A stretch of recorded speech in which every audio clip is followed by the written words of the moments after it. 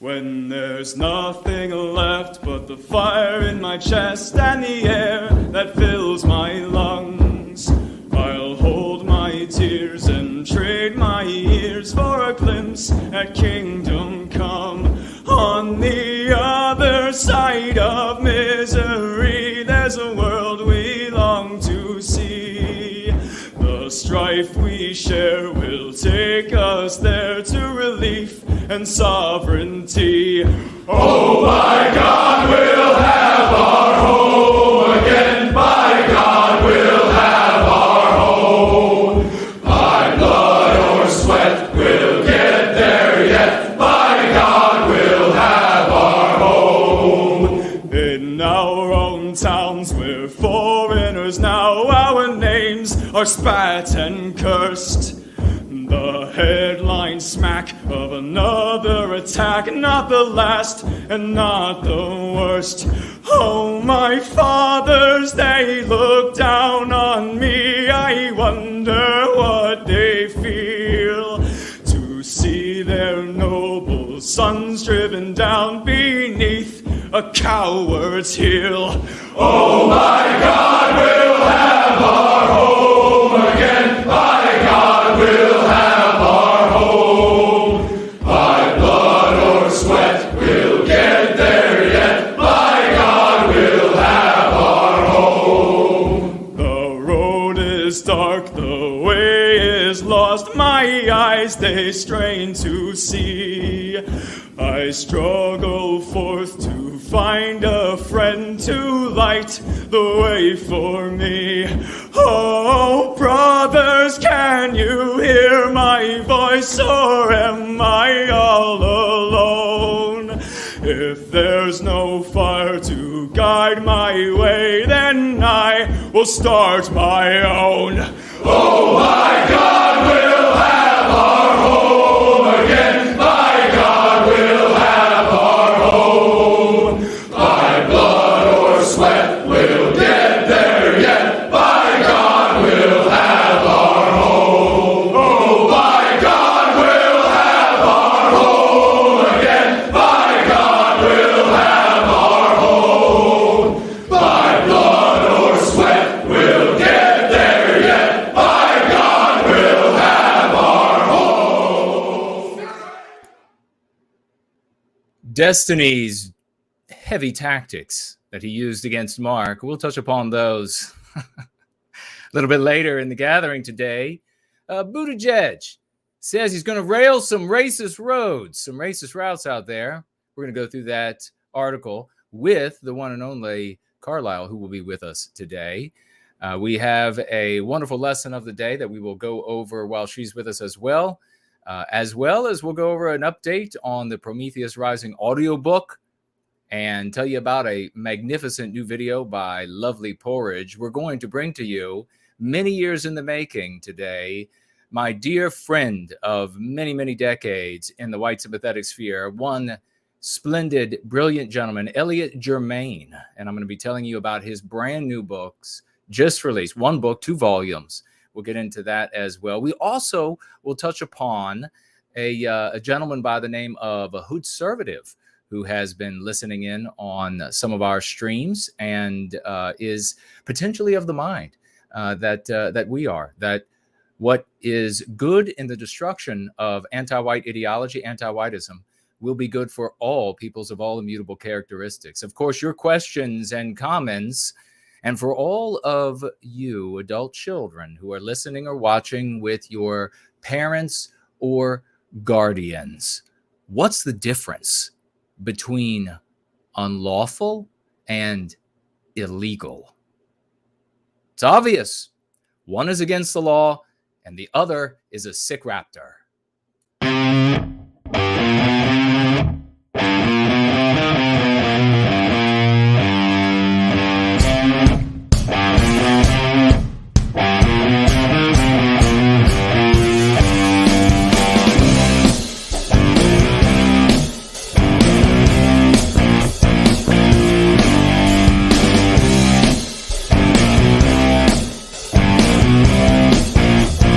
No white guilt.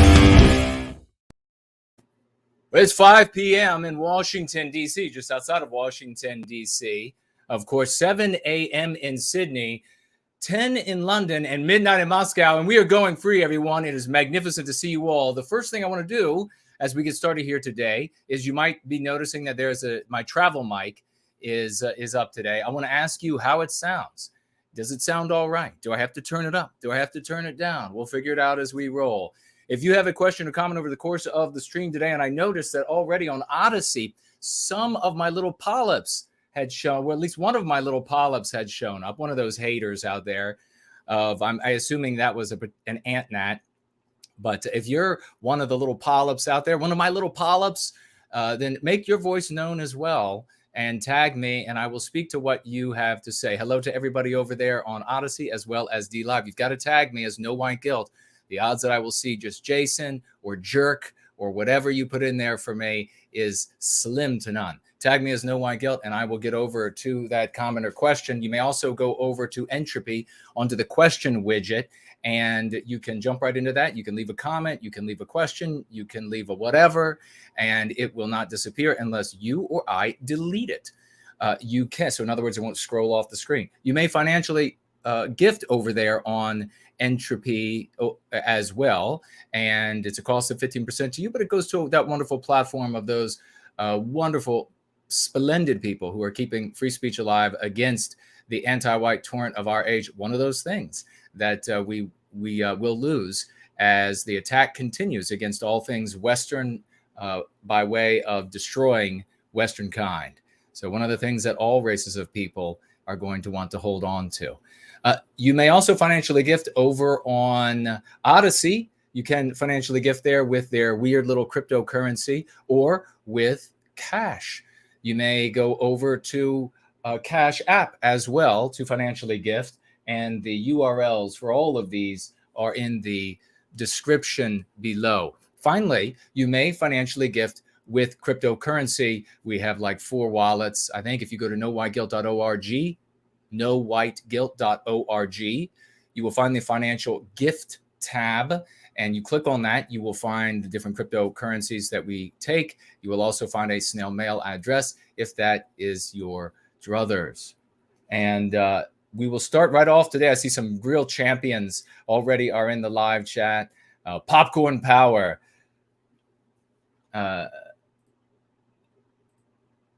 Saying that I've angered my polyps. I know it's the polyp squad showing up. Let's see. Kent is here. Great to see you. 0022. Hello. Hi, Lig. Sounds a bit muted or low. Okay. Thank you for the feedback. Let's see here.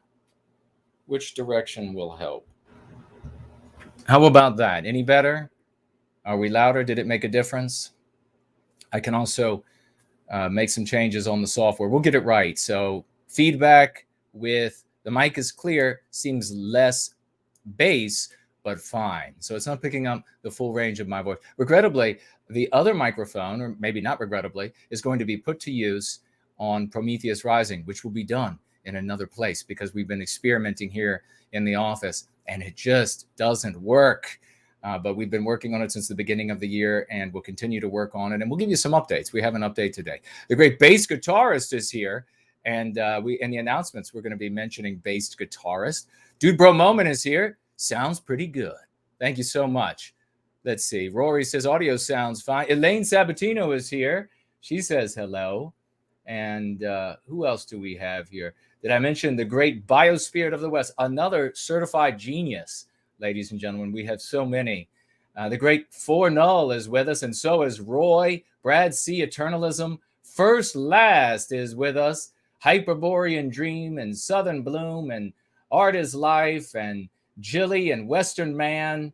And wow, the stars have come out tonight, even though it's snowing pretty, and the snow is picking up by the minute here. The temperature is supposed to rise, so I don't know if it's going to stay or not. But let me take a look here. And the first thing I want to get to is this comment by lovely Porridge, one of our greatest, lovely Porridge down under. And I wanted to get to that comment in relation to our farewell to Colin Flaherty, who passed away from cancer, I understand. I believe that's right. And I wasn't an avid follower of his. I would have enjoyed if he maybe would have come around these circles a little bit more regularly. But Porridge knew of him better than I did. And so I will read from what Porridge had to write here. He says, I think there's a difference between doom documenting and exposing hush crimes. Colin Flaherty exposed the extent of the harm being done to our people. It was a horrible job with no rewards and made him a target of persecution. But he gave voice to the victims who anti-whites wanted to stay silent, forgotten, dead. We should never forget or forgive the harm committed. Colin wanted us to confront it, and I think he was 100% motivated by love and empathy. He was a good man. Rest in peace, Colin Flaherty. He will be missed. He will indeed, and thank you very much for those wonderful words. That is from the great Porridge, lovely Porridge from Down Under. We'll be talking about a magnificent video he just made a little bit later in the gathering today. Let me see, this froze for a moment. I also want to mention right here at the very beginning, a couple of days ago, that the great I Love Jesus Christ, in the middle of the week, I guess when was that Colin passed away. I think it was maybe on the 11th, based on what I Love Jesus Christ wrote here. It's $10 financial gift. She writes, in memory of Colin Flaherty, 9/21/55 to 1/11/22. Rest in peace, good sir, and lived a good life. And thank you for bringing light to the crimes being committed against our people that, of course, we refer to as hush crimes because they don't fit the anti-white narrative, where all things are lovely and perfect when they come from anti-whites of any sort of background. And when it is white people standing up for the well-being of white people, all things are evil. So we appreciate that. Thank you very much. And I think I saw Carlisle in the chat.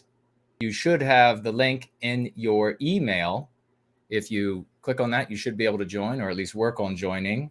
And I will take a look over here and see, we already have some financial gifts. We're going to get right into this news story on Buttigieg infrastructure bill to address racist, so in other words, heretical to anti-whiteism, racist highway design.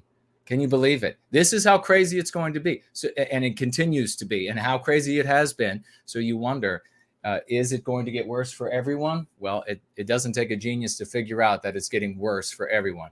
But I'll jump over here to Entropy as I wait for Carlisle and to get the link and to hop on over. And we have here Yiz, the Unifier, is with us.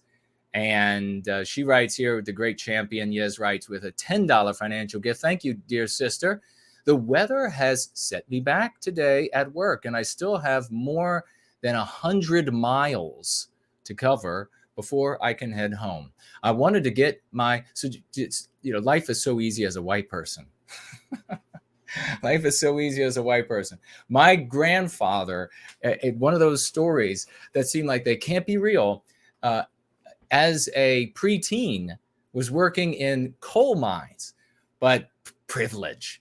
There's that anti-white, that meme pathogen, white privilege.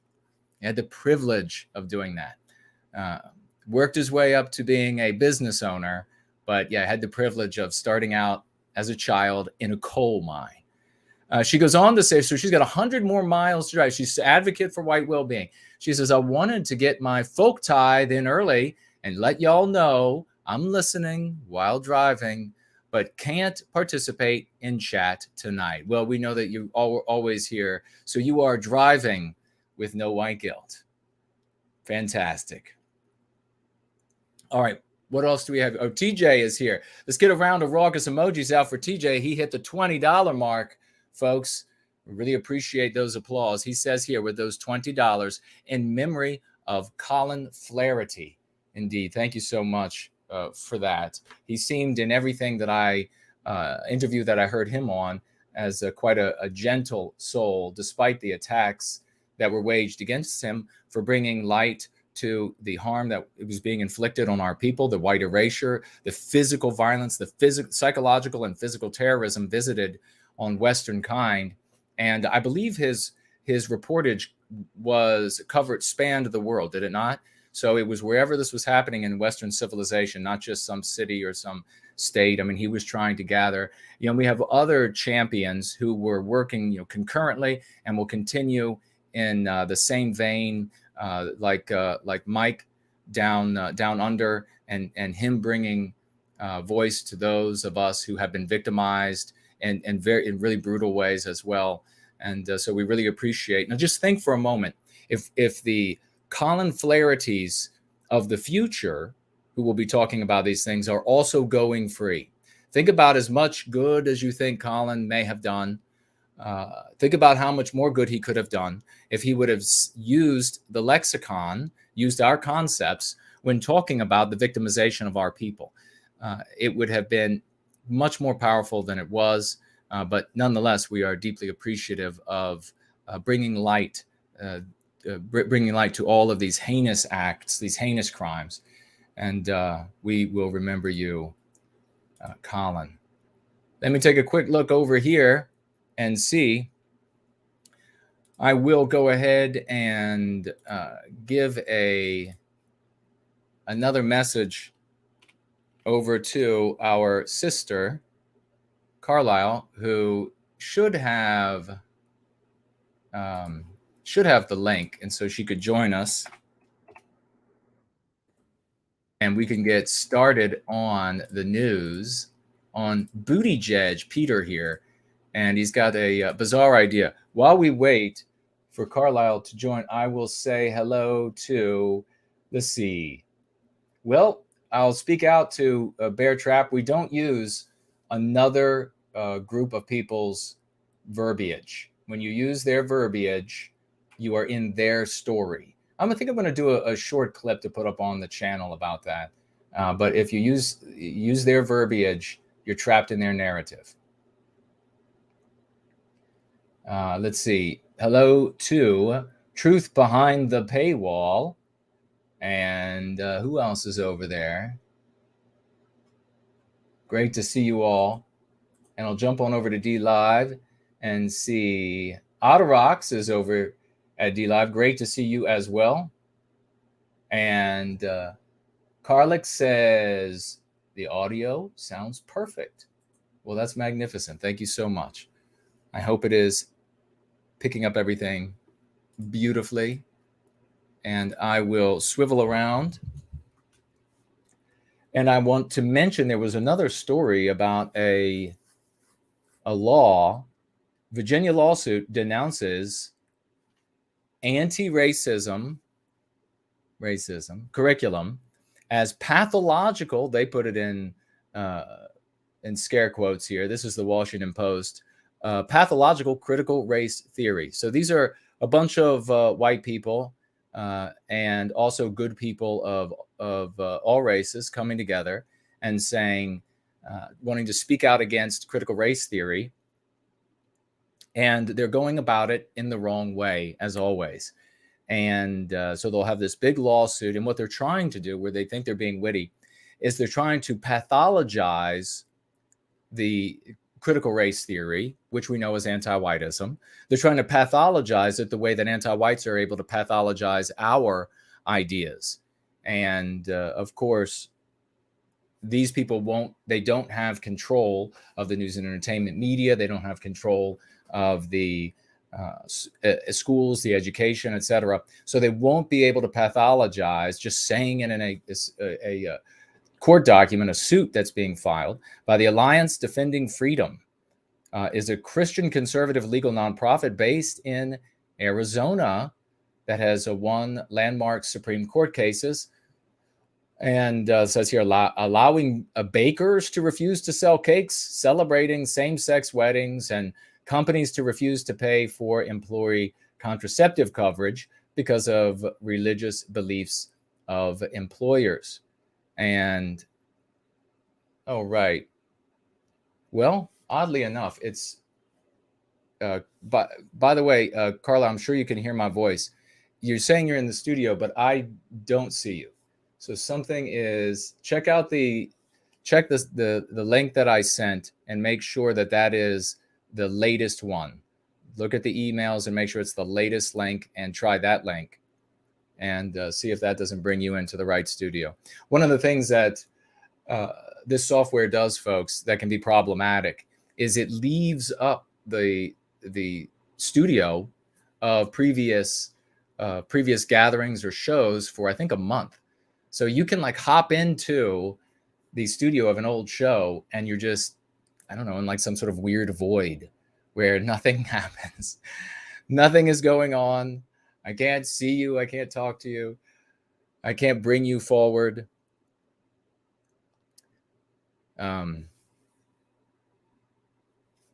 So let me try to send you the link one more time and take this, the latest link. I'll actually send it as a brand new email. And we'll see if we can make that work. And then we will move along. We might have to do a Skype if it won't work. I don't know what the issue is. Jonas is here. Have you heard about the volcanic eruption in Tonga? No, I have not. What's happening there? Is everybody okay? I saw a video with Youngkin signing executive orders today, Jason. They are going about it the wrong way. I agree. Yeah, you have to call this anti-whiteism, because they will merely turn around and say, okay, well, it's not, as we were talking about last week. They'll say, here's the definition of critical race theory. That's not what's taking place. And so this, even if you win this lawsuit, then it doesn't hold effect. And even if they can win the lawsuit under that name, then they just change the name. So it's this is ever shifting sands under your feet for white people until they finally acknowledge and they finally get brave enough to say, this is all about an attack on us as a people. And the thing that's so disgusting is our people have been so poisoned by anti-white ideas that they feel it immoral to put an end to the victimization of white children, of white people, if we acknowledge that the reason for the victimization is that we're white, is that there's a specific people, there's that we're Westmen. That is so disgusting. No other race would have a problem. Could you imagine? And like I said, we're going to be talking a little bit later about these. What was this guy's name? Hold on, Hoodservative, I think. Mouth getting dry. Hoodservative. Could you imagine black people, and somebody's going to victimize a black child for being black? And could you imagine a black person stepping in front of the child to prevent the victimization, but refusing to acknowledge that it's because the child's black? Like everything else they could possibly say. You just want to victimize him because he's 4 feet tall, but he's going to grow taller. And then the victimizer is saying, no, it's because he's black. Well, you just want to victimize him because whatever. I mean, only white people are that mentally diseased that they would do everything they could to get out of defending their own, even their own children, on the basis of the victimization. And that's what's happening here with this lawsuit.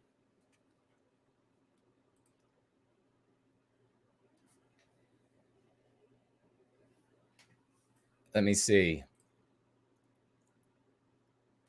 Lawsuit filed by a Christian legal organization against a Virginia school district alleges it teaches critical race theory that discriminates against students because it classifies all individuals into a racial group and identifies them as either perpetually privileged oppressors or perpetually victimized, close quote.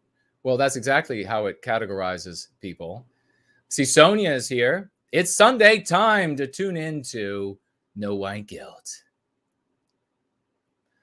And then one other instruction for Carlisle: you may have to clean out the cache on your browser, because I don't know, maybe it's taking you to the same old browser, or maybe this platform's having a hard time. You could try opening Skype, and we could merely just talk to you, and we'll hear you through Skype. I mean, send me a message on Skype and I'll call you back.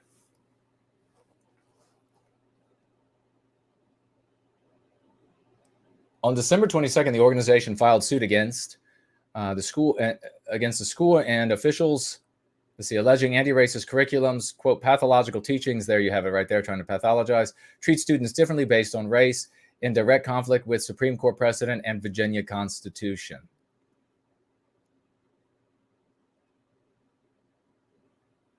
So you have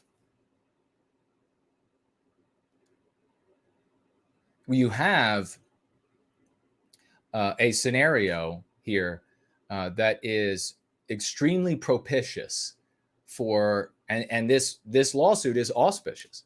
It is extremely propitious because white people are getting fed up. It's just in your face 24/7. Politicians are having to say it. We are reaching out in so many different circles and making noise and telling people exactly how to take this on. And you can see the lexicon and concepts spreading widely as a consequence of our efforts. But it's a big country. It's a big Western civilization. We need everybody to participate and get involved so that we can push back against anti-whiteism in a way that is final, in a way that puts us in the position of being moral. What they will do here, and I haven't read the article yet, but what they will do here is inevitably they will claim, these white people, these white-guilted white people will claim that they have the moral high ground because they observe the anti-white morality more staunchly than other anti-whites. And so since I'm sure they'll be quoting Martin Luther King somewhere, since they observe the anti-white morality more staunchly, more rigidly, that makes them more legit. That's how sick they are. Again, could you imagine a non-white race of people approaching their victimization the same way? You couldn't. You can't. It's so unreal. It is so obviously the sign of mental disease in a people. Well, what we're going to do is, I'm afraid, Carlisle, if you can't reach out to me, let's see. Fernell says, hail. Western Man is here, says Promethean hails. Eternalism says, Mike is more bassy now that it's closer. Okay, great. Glad it's working. Or maybe I'll just have to talk more bassy. Get right down beside the mic. Based and Red Pill says, what are some of your favorite places you have visited? Well, that's an interesting question. Some of the favorite places I visited. Well, of course, I visited the UK, and that was magnificent. Down in Florida recently, and that was magnificent. Based, cool, I don't know. Are you asking like pristine? I don't know. I can have fun just about anywhere. So we're going to jump on over, and we'll take a look here quick, and then we're going to jump into the news. Western Man is over here on Entropy, financially gifting $7.66. Thank you, brother. And he says, if Colin Flaherty used the proper dialectics, that would have been more effective. Either way, rest in peace, Colin. Amen to that. Amen. I think the Collins of the Colin Flahertys who walk in his footsteps, who stand on his shoulders, will end up using our concepts, will make them their concepts, and the power, the good that will do will be immense. We also have Rory here. Great to see you, good brother. Financially gifting $5. And it writes, great stream with Alex Thompson the other day. Well, thank you so much. Alex was a amazing individual, extremely urbane and fun to listen to. I couldn't believe it when he mentioned that graduates from St. Andrew University in Scotland now have to sign a white guilt statement before they can matriculate. And that just means join the school, enroll. Just shows what academia has become. Well, I mean, it's been that way for how long? I mean, let's be serious. They didn't have you actually sign a document, but thank God they do now. I mean, let's have them put the document right in your face. You know, sign here where it says all white people are evil and you hate yourself for being white and you promise and pledge to destroy all of Western kind. Okay. Just let's do away. Let's dispense with all of the nebulosity. Let's just dispense with all of the just gross abstractions for manipulating the mind. Just get right to being as frank as possible. And what's wonderful is that the anti-whites, as they've gotten dumber over the years, they have become, well, that and their increasing power, they have reached a point where they're just outright saying, yeah, it's just white people are evil. And that's what they're saying, by the way, folks at YouTube. I'm not saying that. I'm telling you what the anti-whites are saying. They're outright saying that, and you have to hate yourself for it. Many of them all, not all anti-whites are. The smarter ones, of course, are sticking with the abstractions and all of the pretexts. We've got to victimize you because XYZ. We've got to victimize whatever it might be, right, for you. We're going to go ahead and get started. And let's see. Buttigieg, and this is over on Axios, so these are not the words of yours truly, although I will throw a few of mine in there. Buttigieg infrastructure bill to address racists. Highway design.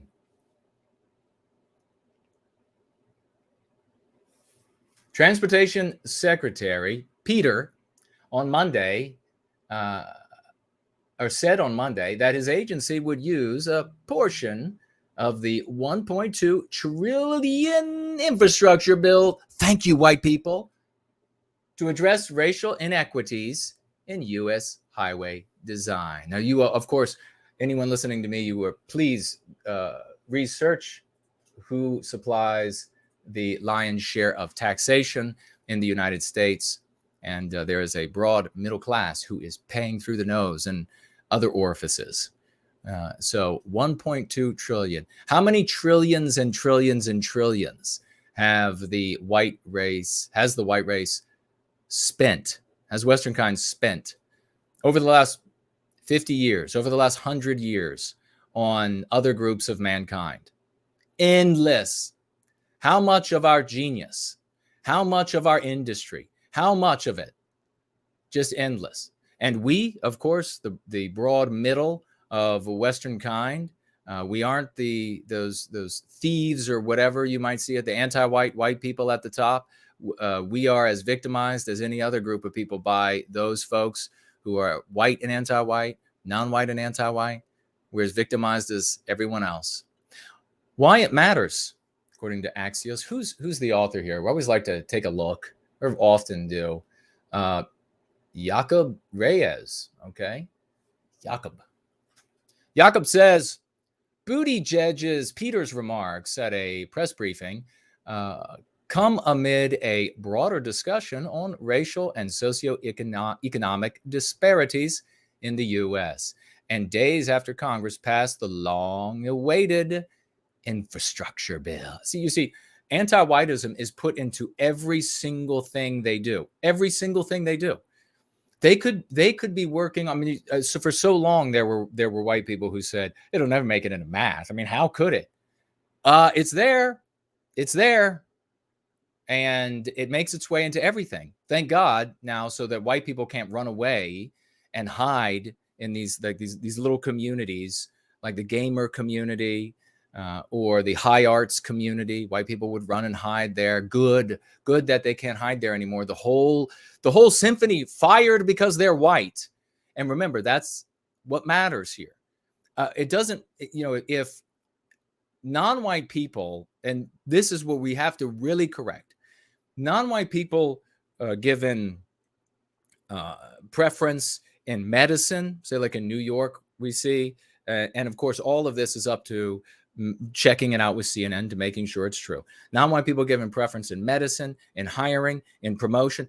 All of these companies, especially the biggest, every quarter they brag about how many non-white people, and that's specifically the lesson of the day, the Going for Your lesson of the day we're going to be talking about, is anti-white selection and rejection, hire and fire, diversity, hire and fire. Every time the quarter comes around, these companies brag about how much more diverse they have made their workforce, how much more diverse they have made the leadership of the company. Well, what does that mean for us? I don't hate on the non-white people who are taking advantage of the endless handouts from anti-whites, or the white people who belong to other victim groups or so-called victim groups. I'm not going to hate on them because there are all of these handouts, all this preferential treatment. No, I'm pissed about the white people who have to be discriminated against in order to give the handouts. That's what pisses me off. There are only so many jobs at a company, only so many seats in a classroom. You can't add more without deleting somebody from those seats. That's how you get to these diversity goals. So that's what we, as white positive people, and this is the big difference, and we'll talk about this a little bit later when we're talking about that very interesting. And he sounds like a really bright guy, hood conservative, talking on that other channel.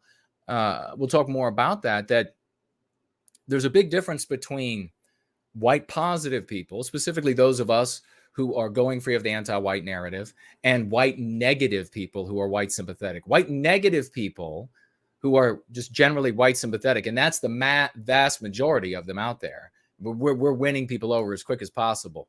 But the vast majority of the folks who are out there who are white negative, what they would do is they would just hate on the folks getting all the preferential treatment. And that's not the way to go about this. That's not even sane. And it's been like that for a long time. I felt like banging my head against the wall. But so you see here, you have an infrastructure bill, and you might think to yourself, it's infrastructure, right? Aren't they working on dams? Aren't they working on roads just generally? Why are they thinking about anti-whiteism? Why are they thinking, how can we victimize Western kind? Another thing you can note about this, do these things that they claim, and this is one of the things when I was on the Hill I used to talk about all the time. The things that they claim are going to benefit non-white people as their pretext to victimize white people. When you actually look at the so-called benefit for the non-white people, it's not there. They don't actually benefit, except for the few who get a preferential treatment, and then the ones who actually work to climb the ladder. Everybody's looking at them like, are you one of the guys who got the preferential treatment, or do you actually deserve what you have? So that creates static. So here you have this infrastructure bill, 1.2 trillion. It's beyond comprehension. It is absolutely beyond comprehension. What is a million seconds is what, roughly 3 days or something, and a billion is just under 30 years or something like that. So that you can't fathom a trillion. So $1.2 trillion. Aren't they supposed to just go out there and like hire the best company? This is the way it used to be. Here's another thing that you lose as Western civilization has been going down the toilet. Everyone in Western civilization loses the mores, the morals of Western civilization, where you couldn't have just rank corruption and everything. Now everything's like no bid, and it's like everybody's cousin in government. That's whose construction company gets the job. And then of course you have all of these companies now who are non-white owned, and they get preferential treatment, and female owned, and they get preferential treatment. And of course, check it out for yourself to make sure it's true. Maybe I'm completely wrong. CNN will set the record straight. MSNBC. I'm sure you can go over to the Young Turks, and you can find out from them. They'll have the truth about what's actually going on in the government and how they allocate the funds. But having said that, you have Peter here, and he wants to rail some routes and some specific ones that he thinks were designed, or he doesn't actually think. That's the important thing. It's just a pretext. And this is why you don't, could you imagine arguing the pretext with this imbecile, this anti-white imbecile? Could you imagine trying to argue the pretext, trying to argue that, no, Peter, they did not build that bridge to prevent non-white children from getting to the beach? How asinine. And then you'd have to go back and you'd have to research exactly why, how much funds, did they not have enough funds, did the ground or whatever it is, that the bridge was such a height, and you're talking about one instance or whatever it is, and yet this is going to be saddled on the entire country. And of course, these are the same standards that are used for allocating funds to the world. How much money is this Western country going to get from the United States is going to be based upon how anti-white they are. So let me continue with this article. The program called Reconnecting Communities, because they've been severed, because they were connected at one point, and now they're chopped up into pieces by some white guy with a giant chainsaw. It will focus on the, quote, legacy of highway construction built through communities, close quote, and remove or repurpose infrastructure barriers. So the legacy, and of course, as soon as you hear that word, you hear the mean pathogen, legacy of slavery, legacy of oppression, legacy, and these are all mean pathogens that are just excuses to victimize Western kind and Western civilization. Legacy of highway construction built through communities. Peter, reiterated that whether a highway will be removed will be decided on a case-by-case basis, a highway removed. Adding that, quote, it's going to vary by community, and we will have to listen to the community, close quote. So in other words, we're going to specifically be looking out across the country, and we're going to be finding ways that we can victimize Western kind with these dollars and with the construction of roads and the construction of what companies get hired to build roads or not build roads, to destroy roads. I mean, they will pay companies to do nothing, by the way. What they're saying, quote, at least 40% of the clean investments in this bill will go to benefit the communities that are overburdened and underserved. So there you hear more of the mean pathogens. And you know how sick Western civilization is when you hear that words like overburdened and underserved automatically mean non-white, as though there aren't any white people overburdened or underserved, as though the population of poor white people isn't colossal and skyrocketing, as though the group skyrocketing in suicide isn't white males. No, it's just all words, all ideas and concepts that mean downtrodden, wrongly put upon, oppressed, in shackles. Those are all just synonymous in the anti-white narrative with non-white people. And all of that then redounds to white people lowering their guard and allowing themselves to be victimized again and again. And the more white people allow themselves to be victimized, the more Western civilization is destroyed, white erased. When you're white erasing white people out of Western civilization, you're getting rid of Western civilization. And then what does that environment look like for everyone who lives here across the West? Let's continue. If an underpass was constructed, it even says if an underpass was constructed such that a bus so it didn't even happen. Did it happen or not? If an underpass was constructed such that a bus carrying mostly, so it's pure fantasy. So that a bus carrying mostly, so imagine, if you will, like when white people are down to, like, if we allow this to happen, the white erasure to continue, white people are down to just a fraction of the population. That's the kind of talk that'll be common. If XYZ, then we must victimize, or therefore, rather, we must victimize Western kind. If an underpass was constructed such that a bus carrying mostly black, as though there's no other route, as though there's no other way to get under the bridge. They all just pour out of the bus there, and they're like, guess we can't get beyond the bridge. Guess we just can't figure it out. This is what Peter is saying about the non-white people who want to get by that bridge. Every year, I don't think we can go to the beach. I think that bridge is the same height. My God, this is so dumb of these anti-whites. Really do. I think that bridge is the same height. Nothing can be done for it. If an underpass was constructed such that a bus carrying mostly black and Puerto Rican kids to a beach in New York was designed too low for it to pass by, that obviously reflects racism that went into those design choices. So if it happened, then it meant that white people, and what a joke that is. No white person ever has experienced a moment where another white person was like, you're in the club. That has never happened. We don't stick together.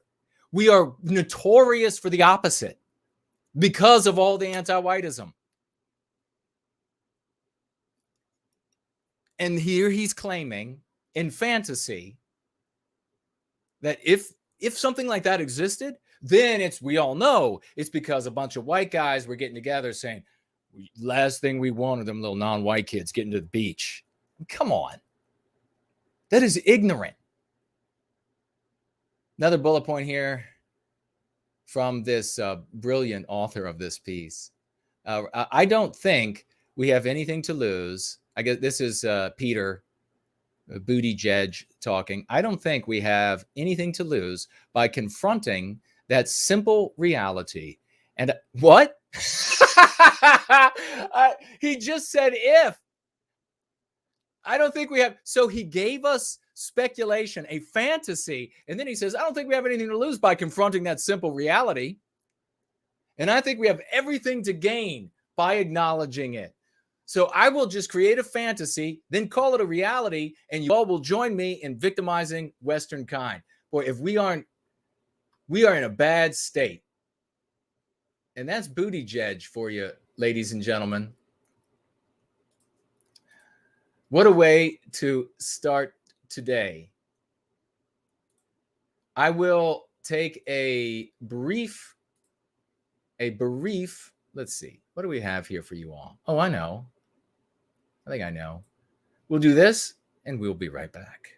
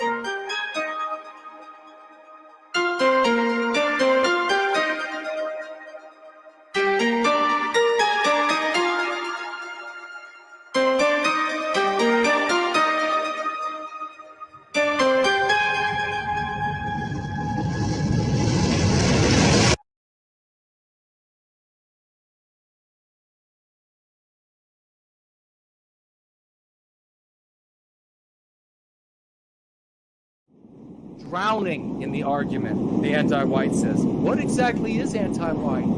You have got to be animated with the righteous passion of reclaiming our destiny. We are the heroes of this era.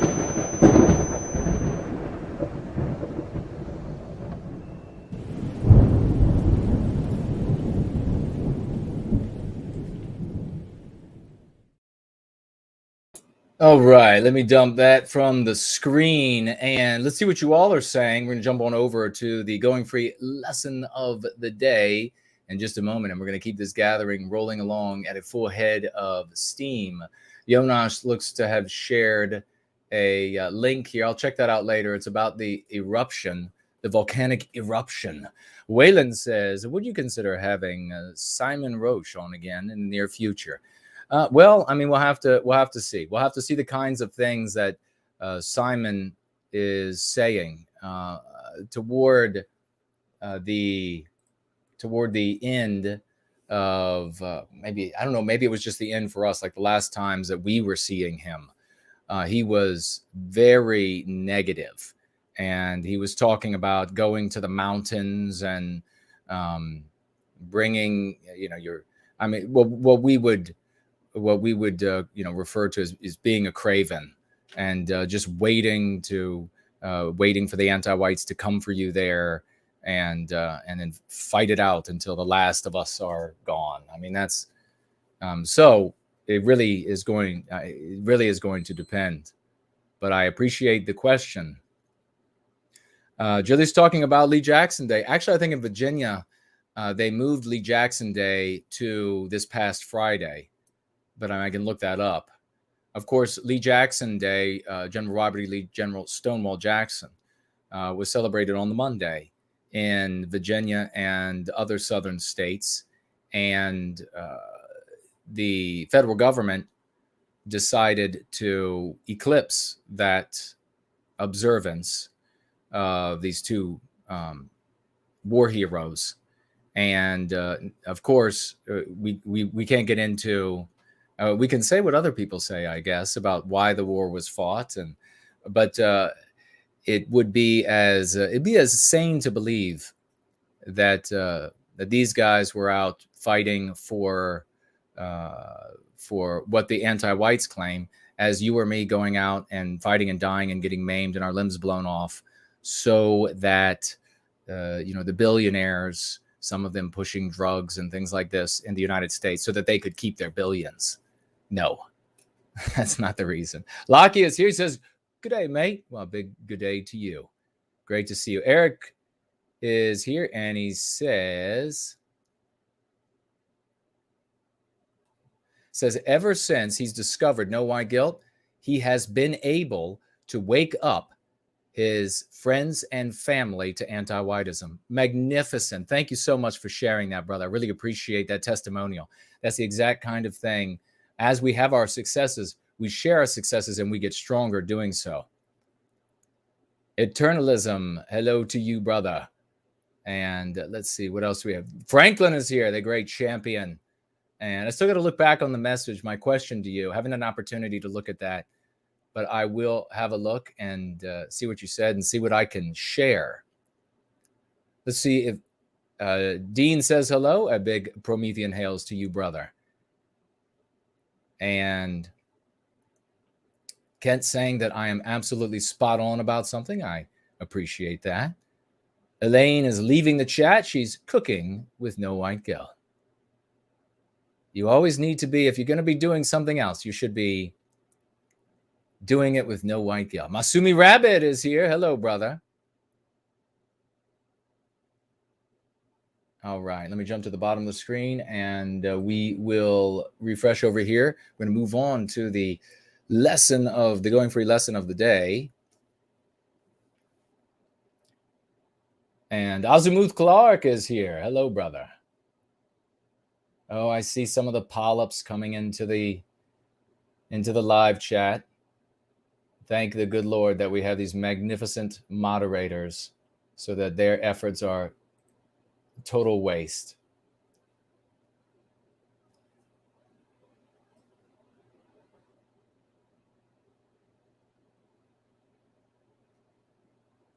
Yep, look at the polyps. The polyps have shown up.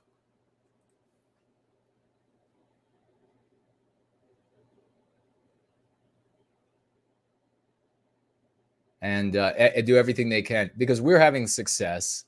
And so they do everything they can to undermine the good that we're doing for Western kind because it doesn't look the way they want it to look.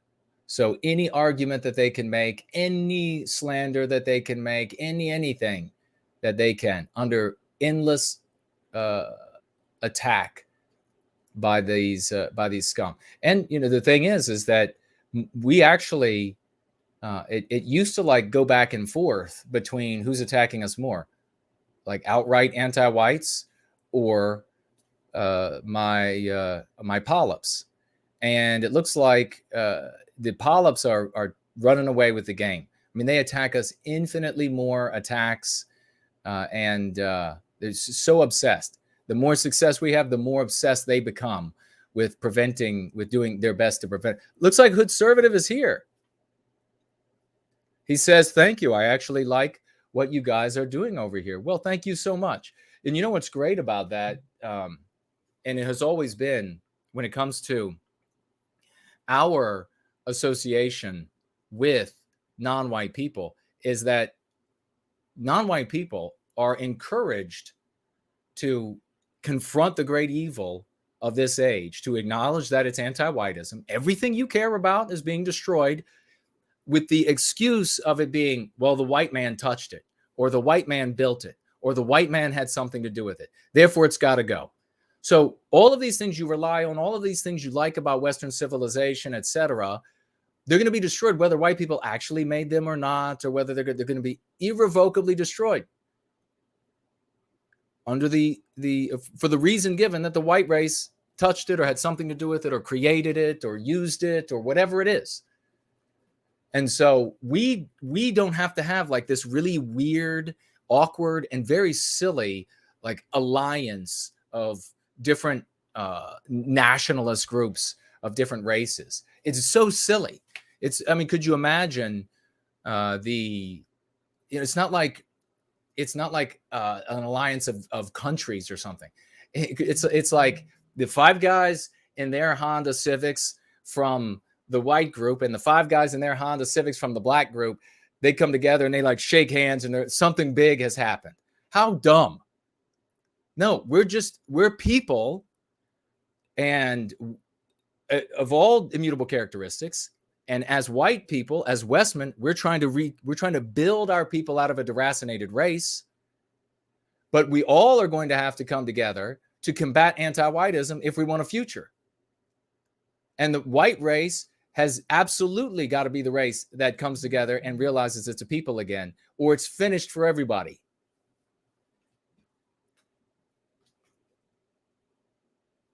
So we're able to come together like normal folks rather than like little boys playing fort.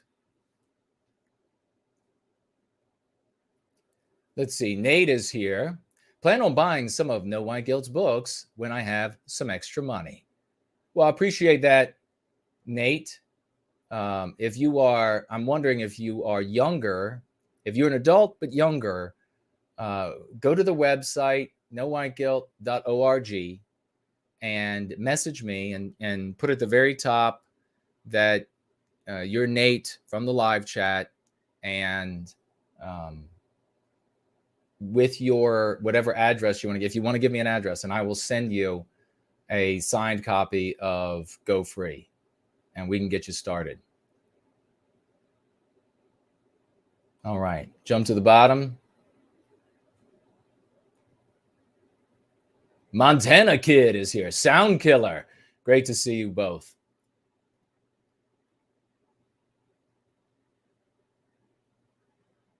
Until some of you out there, it's like I love you all, but some of you a lot more than others.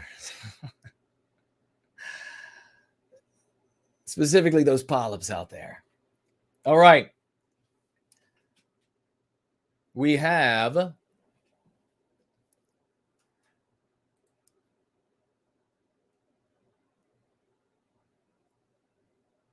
Let's see. Kingdom of Vinland. This just jumped on me, so I got to see what's going on. Kingdom of Vinland is here.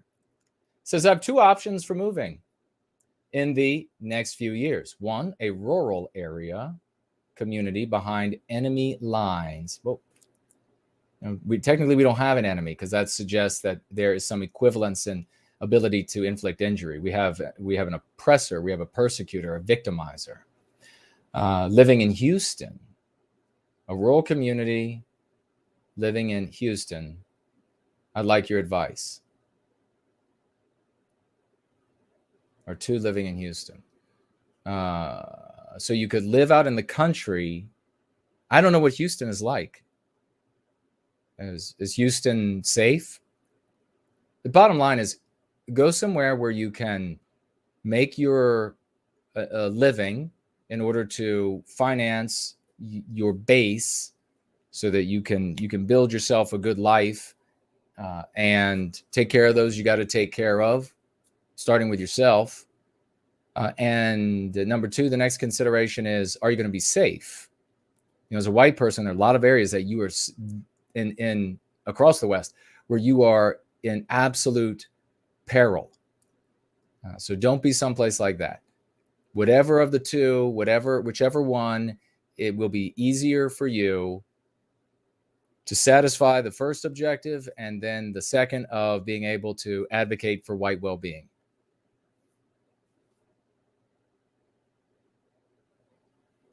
And then you have to weigh, if it's like only mildly safer to advocate for white well-being in this place, but in this place you have to drive 30 more miles every day for work or groceries or whatever it is, then you're obviously going to be upping your chances of things like auto accidents. And does that mean that the nearest hospital is also that far away, or the nearest place where you can get medical attention? So then if it's only a little bit safer vis-a-vis anti-whites, then it would obviously make more sense to be in the other location.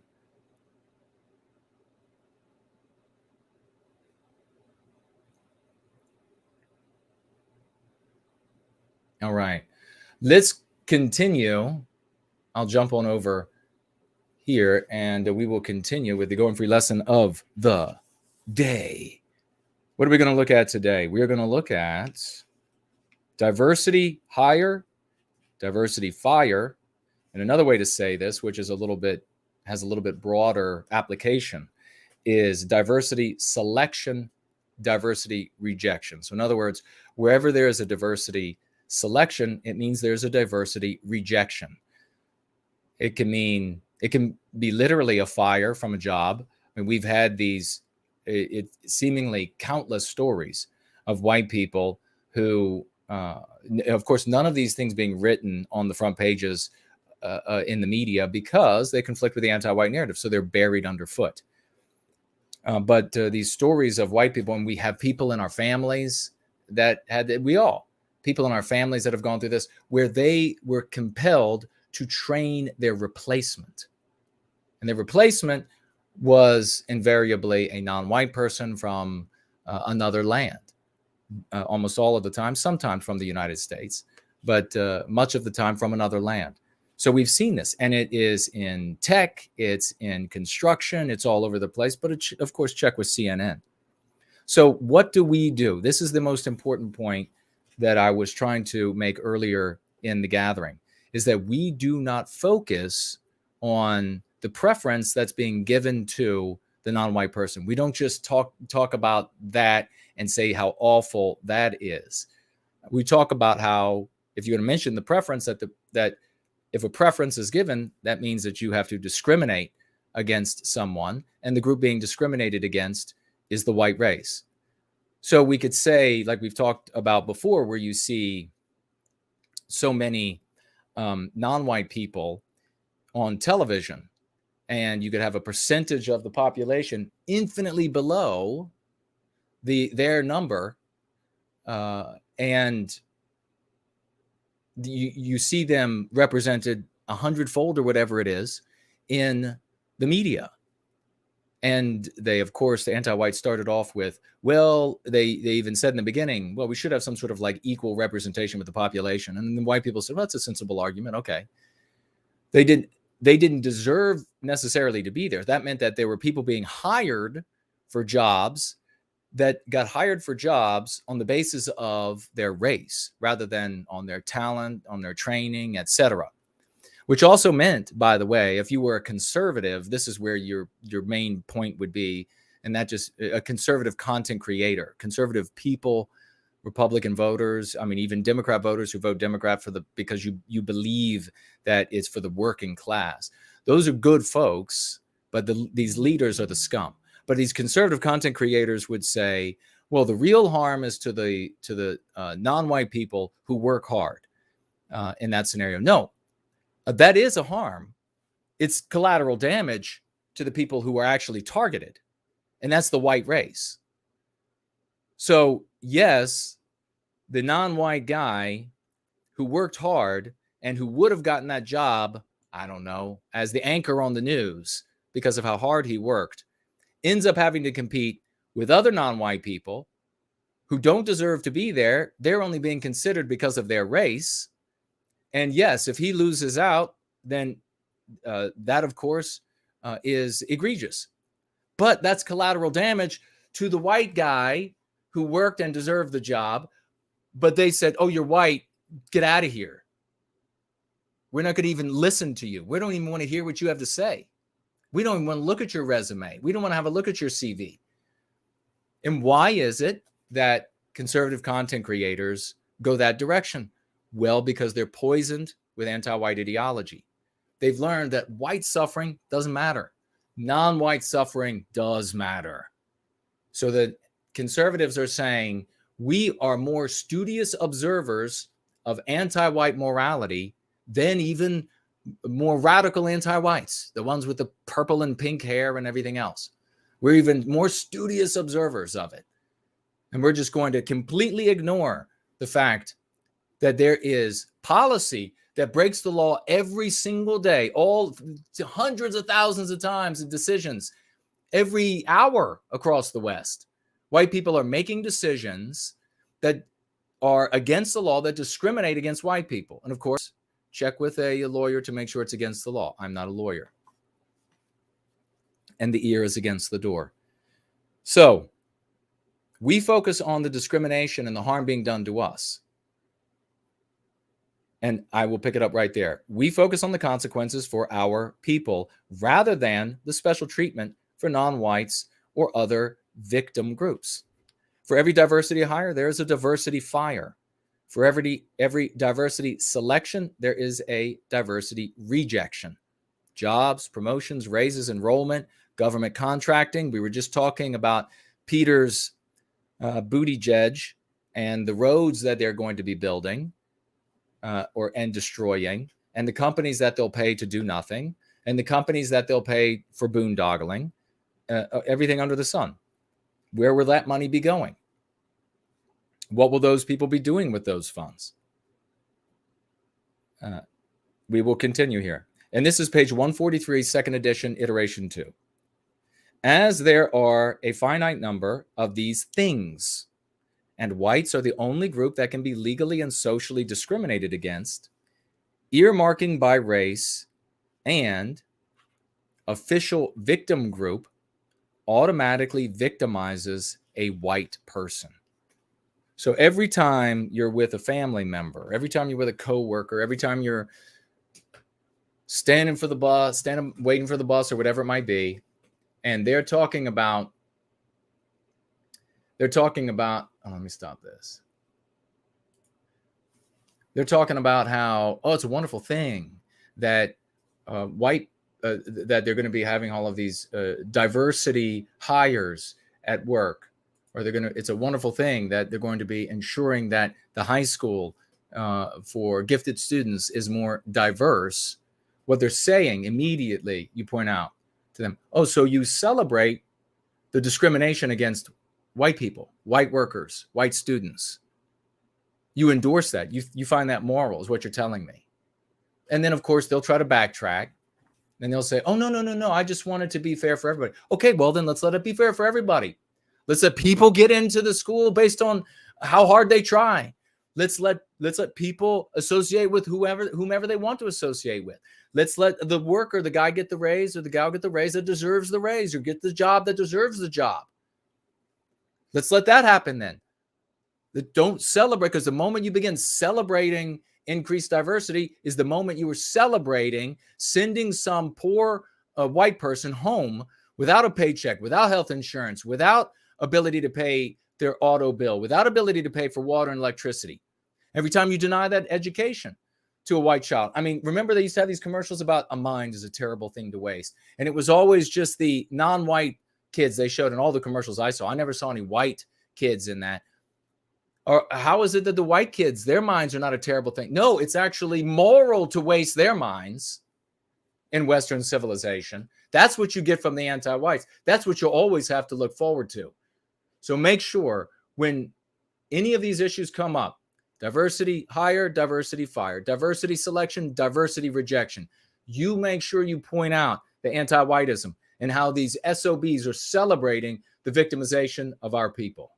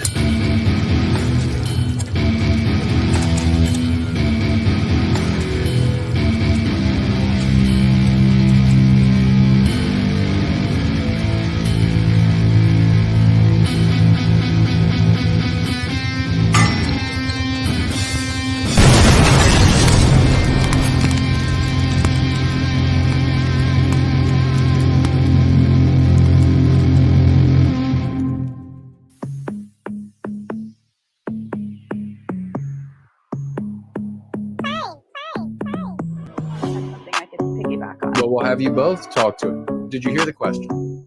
I did not. Okay, the question is specifically for you.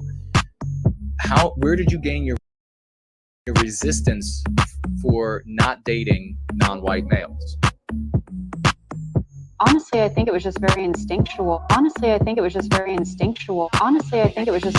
Well, we'll have you both talk to it. Did you hear the question? I did not. Okay, the question is specifically for you. Where did you gain your resistance for not dating non-white males?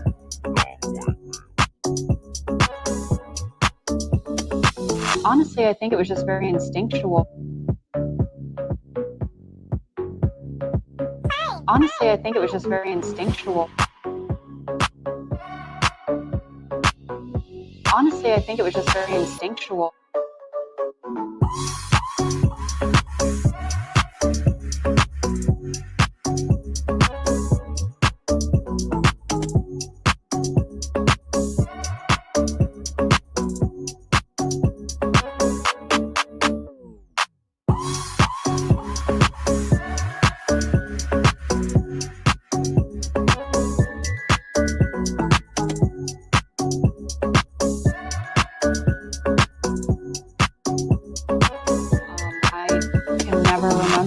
From, when you start being attracted to males and everything, never once did I really ever look at a non-white and thought I wanted to breed with them at all.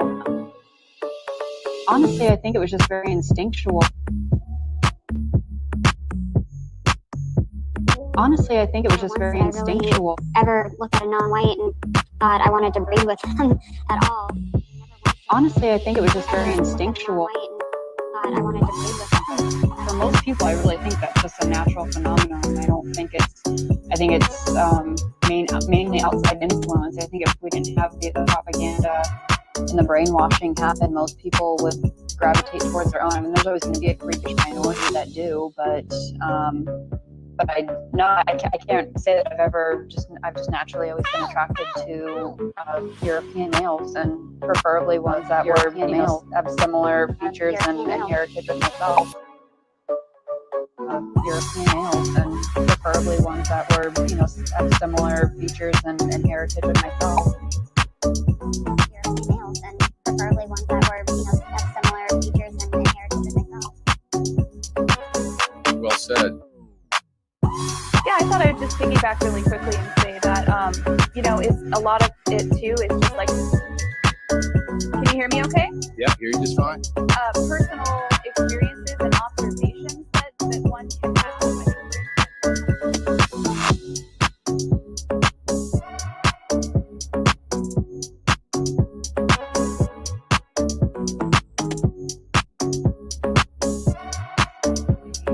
Ever look at a non-white and thought I wanted to breed with Western civilization is at risk of collapsing under the weight of anti-whiteism. Anti-whiteism is all concepts, ideologies, actions, and everything deriving therefrom, such as opinions, policies, laws, and rules, that inflict injury on Western kind and Western civilization. There is no Western civilization without Western kind. If you care for the well-being of Westmen and their great civilization, read Go Free by Jason Köhne.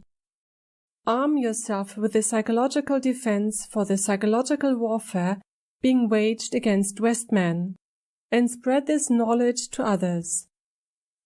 Become an advocate for white well-being. Support white positive persons and organizations. Let anti-white persons and organizations know that you disapprove of their words and actions. Call out anti-whiteism wherever you see it. Protect children from anti-white indoctrination. Do whatever else you feel is best within legal means to help ensure the well-being of Western kind. Thank you in advance.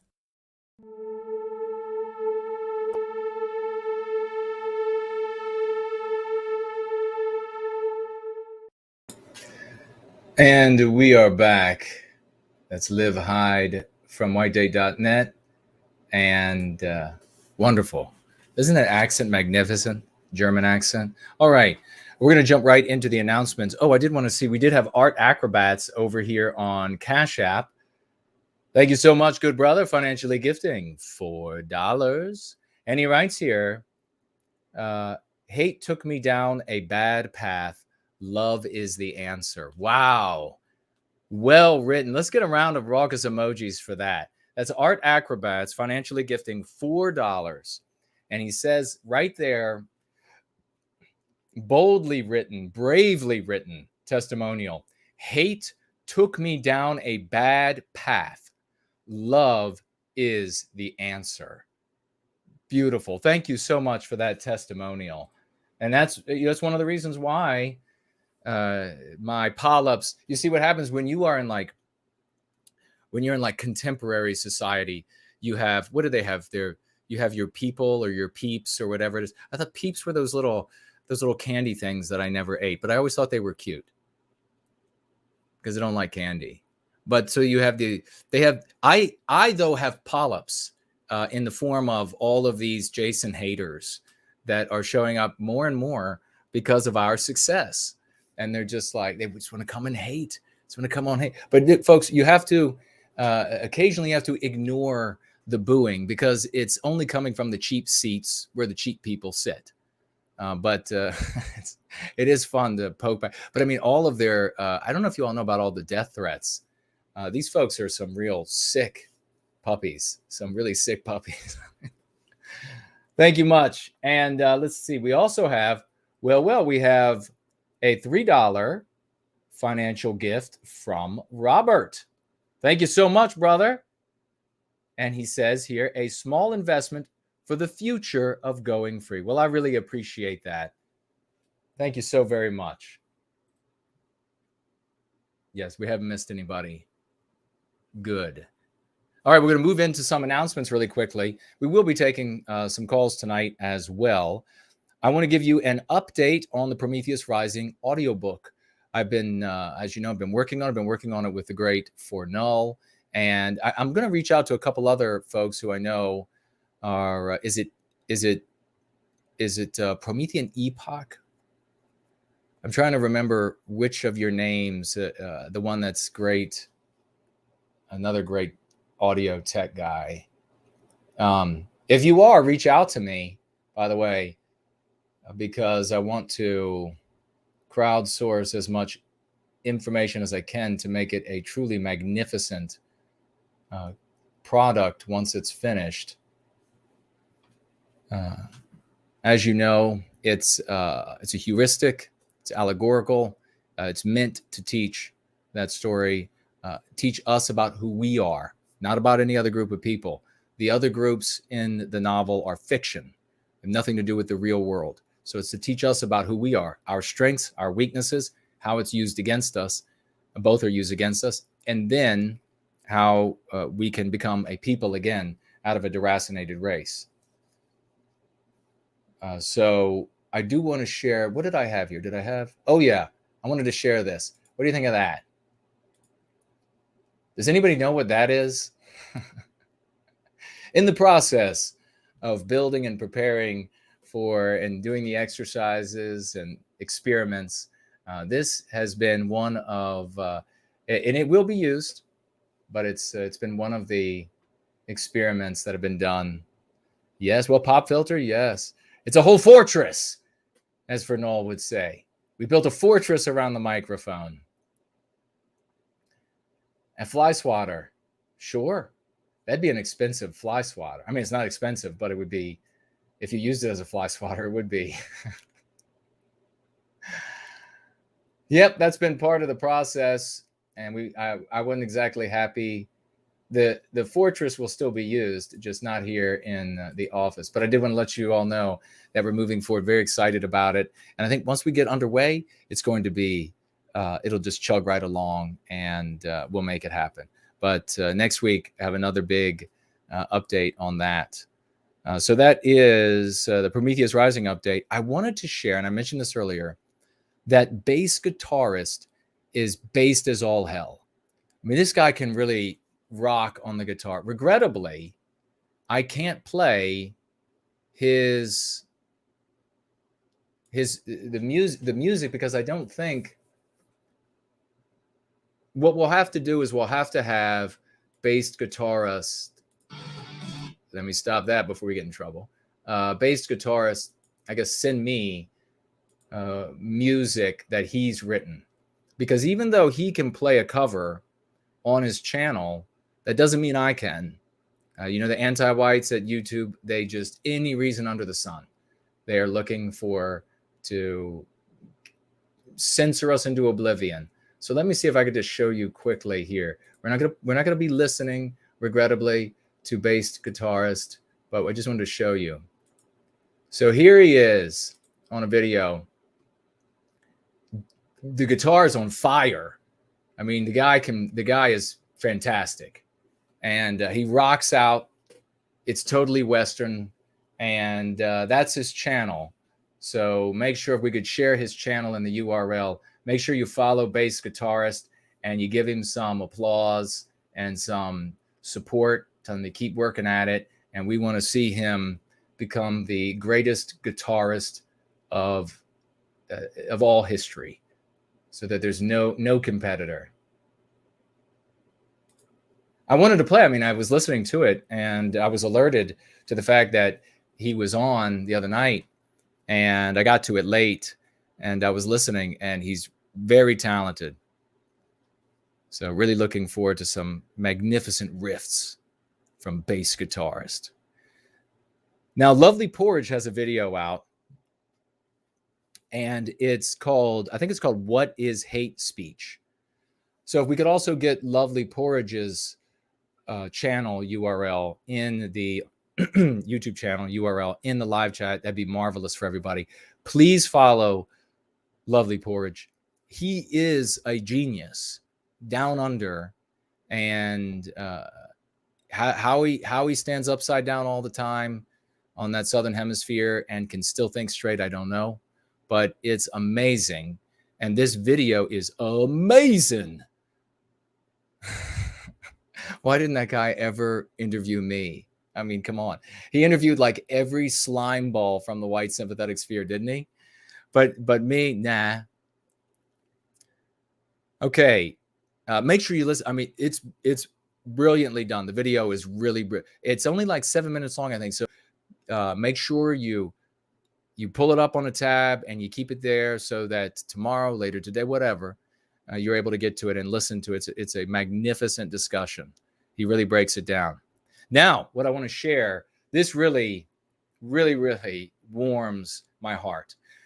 I've talked to you all before. I've mentioned it before. A very dear friend of mine, an older gentleman, but still in his prime, even though he's a older gentleman. His name is Elliot Germain, and he's been in the white sympathetic sphere since, I think, like T-Rex and some others have been in the white sympathetic sphere, Triceratops, and so he's been around for a long time. He doesn't look it though; he's well preserved, and and sharp as can be, as long as he's still as sharp today as he was back when I, for decades ago, met him. And we've worked together on various projects over the years. And he's a very smart guy. And he started, and I believe I can get this right. I started and we were talking weekly.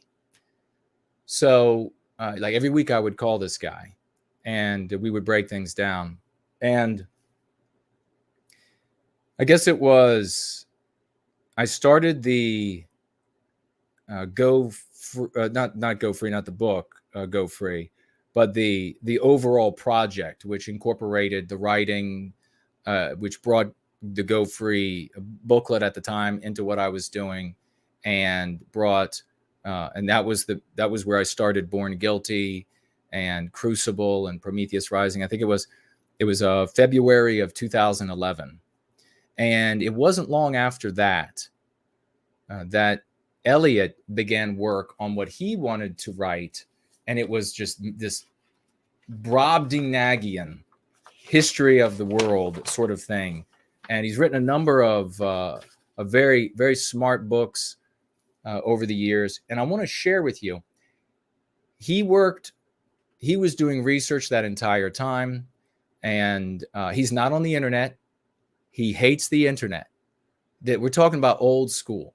You might have to do smoke signals, but he hates the internet.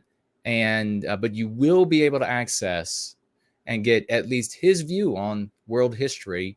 What he says is a Western view on world history, and you will be able to access that. And I will give you the details. And I'm going to read a little bit from this flyer that he has here. But he, as I say, started working roughly on it, as I recall, not that long after I began this project. And he just published the book in November last year. So talk about having a character to get something started and stick with it to its bloody end. But a great gentleman too, by the way. So here's from his leaflet here. Relevant World History, the book is called, Volumes 1 and 2 by Elliot Germain. Look at the big picture.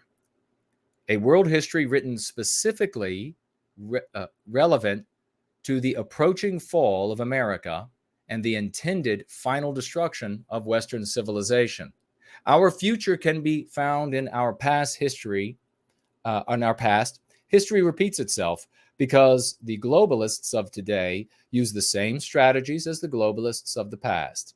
Elliot Germain identifies the 4 types of globalist groups and how they transitioned through the centuries from ancient times up to present day, while also revealing that their 4 main targets for destruction have been the character traits of Western civilization.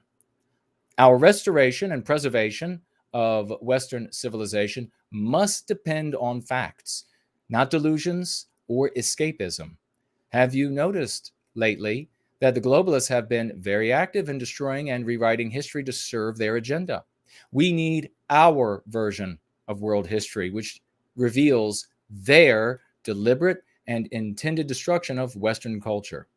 If the internet crashed tomorrow or was forever censored against Western thought, what information do we physically possess that we could pass on to others?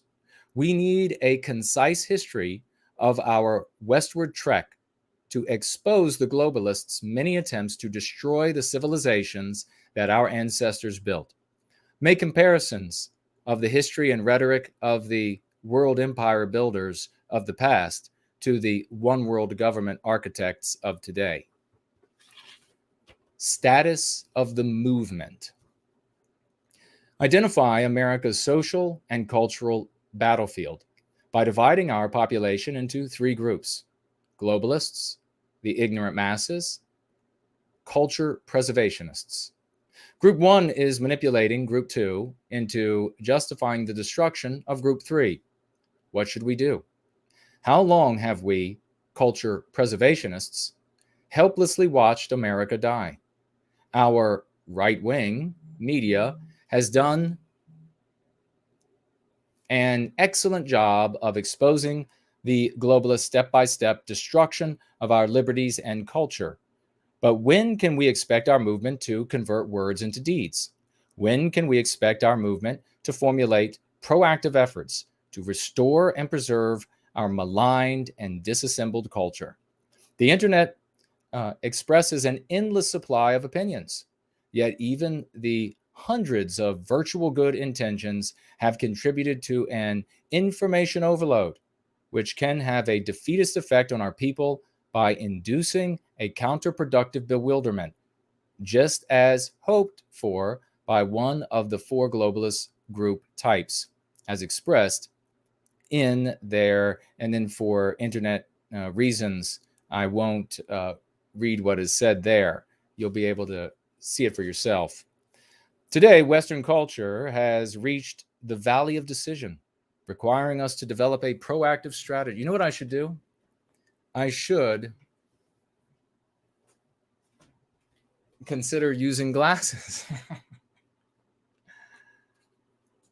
Let's see. Maybe things will be much clearer. Brand Danger is here, folks. The man himself.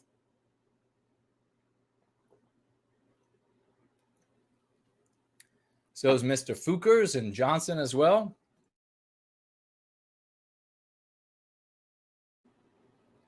And Jeffrey, I'm throwing electric again. All right.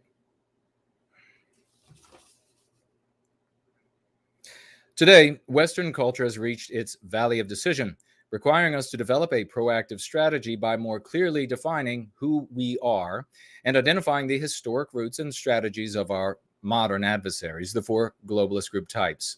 The conflict between Western man and our historic adversaries must now be reviewed within a perspective of world history that is relevant to our cultural development and engagement. The relevant world history reveals the ancient origins of our adversaries and follows their transitions over the centuries. You can calculate the future strategies of our modern adversaries as they attempt to establish a world government by studying their historic motives and methods as revealed in the assaults against our earlier civilizations. Our first duty in the restoration of our culture is to gain an accurate and honest assessment of our status in the world today, which is the purpose of this relevant world history. Again, that's the title of the book. In our struggle to restore our remnant, have we underestimated the globalist weapons of economics and psychology? When this relevant world history reviews the 18th, 19th, and 20th centuries, the political powers of economics and psychology are thoroughly unraveled under the heading of applied psychologies, as suggested in these 6 chapter titles. 41, The Media. 42, Women's Liberation. 43, The Young. 44, Racial. 45, Immigration. 49, Immorality. And 25, Monetary Warfare. Other chapters revealing strategies to destroy Western civilization are Chapter 4, Origin of the White Race. Chapter 5, Origin of Our Adversaries. 11, European Power Struggles. 13, Adversaries in the Darkness. 17, Rise of the, and then it's a family name that I'm not going to say here on the internet. 27, the occult transformation into spy networks. There are 50 such specific and relevant chapters in all. And finally, we have here, why 2 volumes? For some people, these 2 volumes may seem too large of a project to undertake, but the history of Western man's trials and tribulations would require 10 volumes. But for time's sake, this presentation of world history is reduced to relevant facts that have delivered 21st century Western man into a cultural decisive conflict between globalism and Western nationalism. It would be best to read this version of history from beginning to end to follow the relevance of how the foundations of world history have finally reached the approaching globalist capstone. However, in this interesting presentation of facts, you could open anywhere in these 2 volumes and be intrigued with the perceptions that provide the missing pieces of history's puzzle. Consider these 2 books as if it were your favorite TV mystery show. Each chapter can be an entertaining challenge, leaving you hungry for the next episode. There are a total of 50 chapters. If you read a chapter a week, the intrigue will last for a year. This is not a speed read. Ponder the facts as presented to add new depth to your current political perceptions. These 2 volumes take you from ancient times to the 21st century, where Western man is thrown into a valley of decision, where we must reclaim our cultural self-determination or die. Western man is being pushed into extinction. What duty remains? What options remain? Our cultural options require an accurate assessment of history and a realistic evaluation of our status today. This relevant world history presents the necessary information about our struggle and failures in the past, but then offers a practical first step into a future where we can regain our cultural self-determination. Some of you may think the price for these books is too high, but our profit margin is low. We cannot operate at a loss. Consider your purchase of these 2 hardcover volumes as a measure of your determination to help Western man reclaim his cultural self-determination in the 21st century. So, now, as you may be able to tell from the verbiage, that Elliot, again, is been in the white sympathetic sphere forever, and he is having spoken with me so often, he is perfectly, I guess I could say, in alignment with the I guess the ethos, maybe to put, of the practice of going free. And having said that, he's going to call groups of people different titles like globalists and things like that. This is the kind of thing that I can personally tell you that I know the guy. I know how much work he put into the research. It's been a really deep and thorough investigation, and he loves Western kind. He loves our countries. He loves the Southland. He's a proud Southerner, proud Virginian like I am, and he's been at work for our people for a very long time. The books, or the volume, is one book. Each volume, I think, is $35, and it's definitely worth it. And I have both of them here. I'll just take a quick peek. They're just actually also quite handsome. And if yes, you're probably wondering, how do they smell? Magnificent. They're aromatic. You can, let's see, to order now on the internet. He says the prices may vary. I do believe that it's $70 for both volumes. You can go to lulu.com/shop.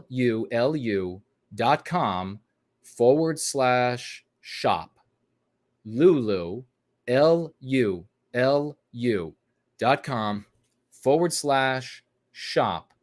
Then enter his name, Elliot, Germain, ELLIOTTGERMAIN. I was also able to pull it up just, let's see, I can share it just with the title of the book. Let's see, where is it? This is it. So you can, there it is right there. It looks like it's $35.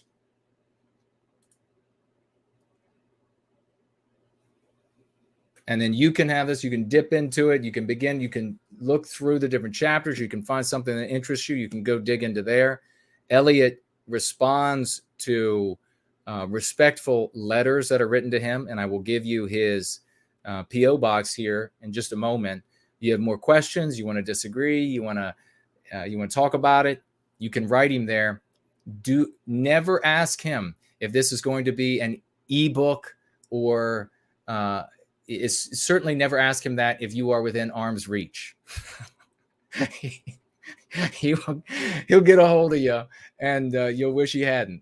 So he believes in holding the book. He wants the book in the hand. He doesn't want anybody to be able to turn it off or take it away or cut your tongue out or delete it from your Kindle reader or whatever it might be. It's just the way he is. He's old school, folks, and you're going to find that a lot of these old school gentlemen are well versed in a lot of things that we. I tell you, growing up with my father, I had really impressed upon me, and I have lived my life in accord with it. And that is that there's a lot of wisdom.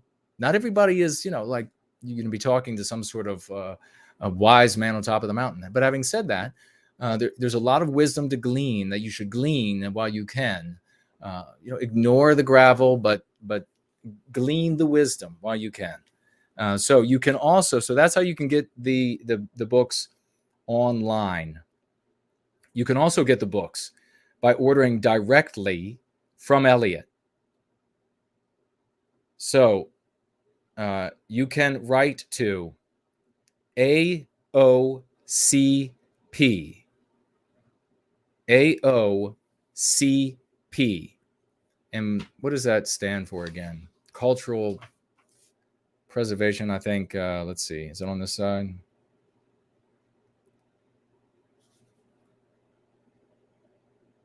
I'll get the name for it here in a moment. But AOCP, P.O. Box 464, Hanover, Virginia 23069. Again, that's AOCP, P.O. Box 464, Hanover, Virginia 23069. He says here, volumes 1 and 2 for $70. He says send cash, check, or money order. And of course, you make the money order or the check payable to AOCP. And I will read for you. I'll put this up on the screen. Aren't those handsome?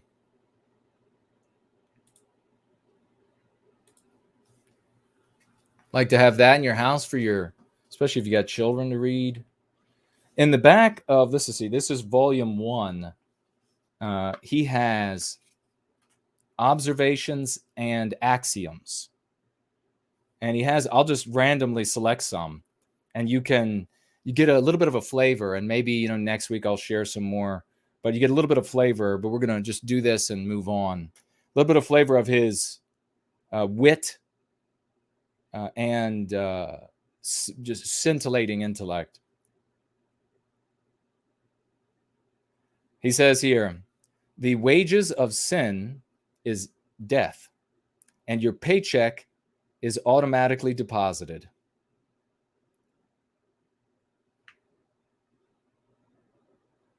Yes, evil has always been with us, but not always allowed to lead the parade.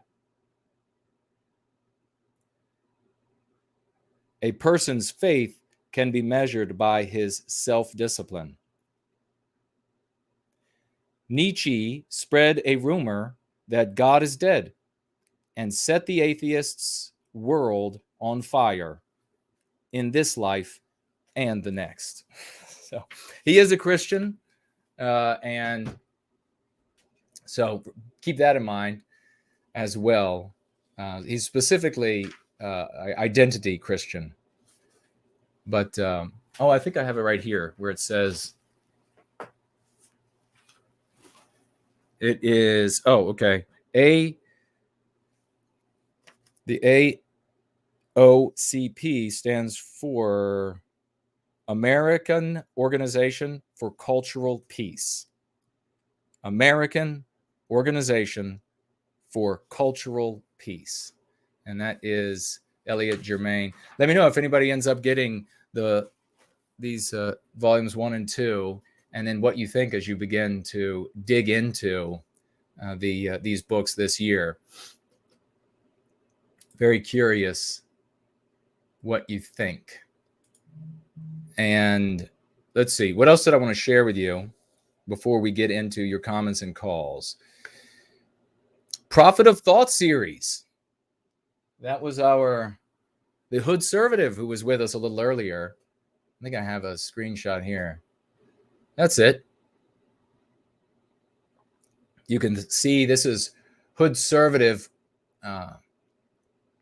speaking with, I guess that's the prophet of thought himself, is the brain on the top, Hood Servative just beneath him. They're looking at School of the West right there. And they were very interested, and might be something that you might want to check out and see what they have to say. But they were definitely open-minded to the ideas that we talk about here, which it would be hard-pressed. I mean, you really have to hate white people to not be open to a group of people that welcome everyone of all immutable characteristics to take on the great evil of the day. But one thing that I haven't said that I can say, that I haven't said earlier, that I can say now about the discussion that they were having, which Hood Servative was saying, he was posing the question to this community: will life get better for Black people specifically if white people get rid of their white guilt? And the answer to that question is that if white people get rid of our white guilt in a white positive way, it is unequivocally yes, life will get better for Black people. Now, there are going to be a lot of people of all races who are going to be most aggrieved by the anti-white system coming down and being replaced with something salubrious instead.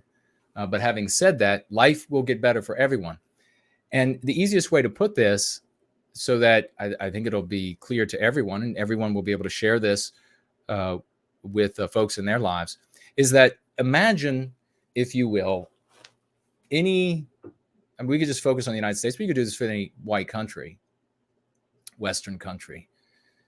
Imagine, if you will, that you begin by, I guess, setting aside for the moment any aspect of that country that you think, maybe you're right, maybe you're wrong, maybe you're partially right, I don't know, that has been harmful for your folk. And harmful for your folk, whether it's actually the responsibility of white people alive today, the plumber at the end of your street on one end, the lawyer at the end of your street on the other. Just set all that aside for the moment and focus instead on everything you like about Western civilization. And of course, I'm excluding here anti-whites who they love the victimization of Western kind. All right, I'm speaking here to normal folks. Everything that that you like about Western civilization, and then ask yourself about any of those specific items that you like about Western civilization. Maybe it's freedom of speech. Maybe it's the right to self-defense. Have you seen that thing which you love, that thing which you believe you need and want in your world, have you seen that thing becoming stronger? Or in fact, have you seen over the years, or in fact, have you seen it being destroyed under the name of anti-whiteism? Now you see. So we can say that, and this is the kind of thing, again, that conservative commentators will say, that, well, for any group of people, if you just feed them to do nothing but sit on their rear, then they're never going to grow. And that's sort of like the hard love, and that's true. It's not going to happen. You're not going to be great right away if they cut off your payments or something like that, of course. But something that is far more imminent and certain is that those pillars of the civilization, those things, you don't have to love the whole of Western civilization. There are many people out there with gripes about different parts of it.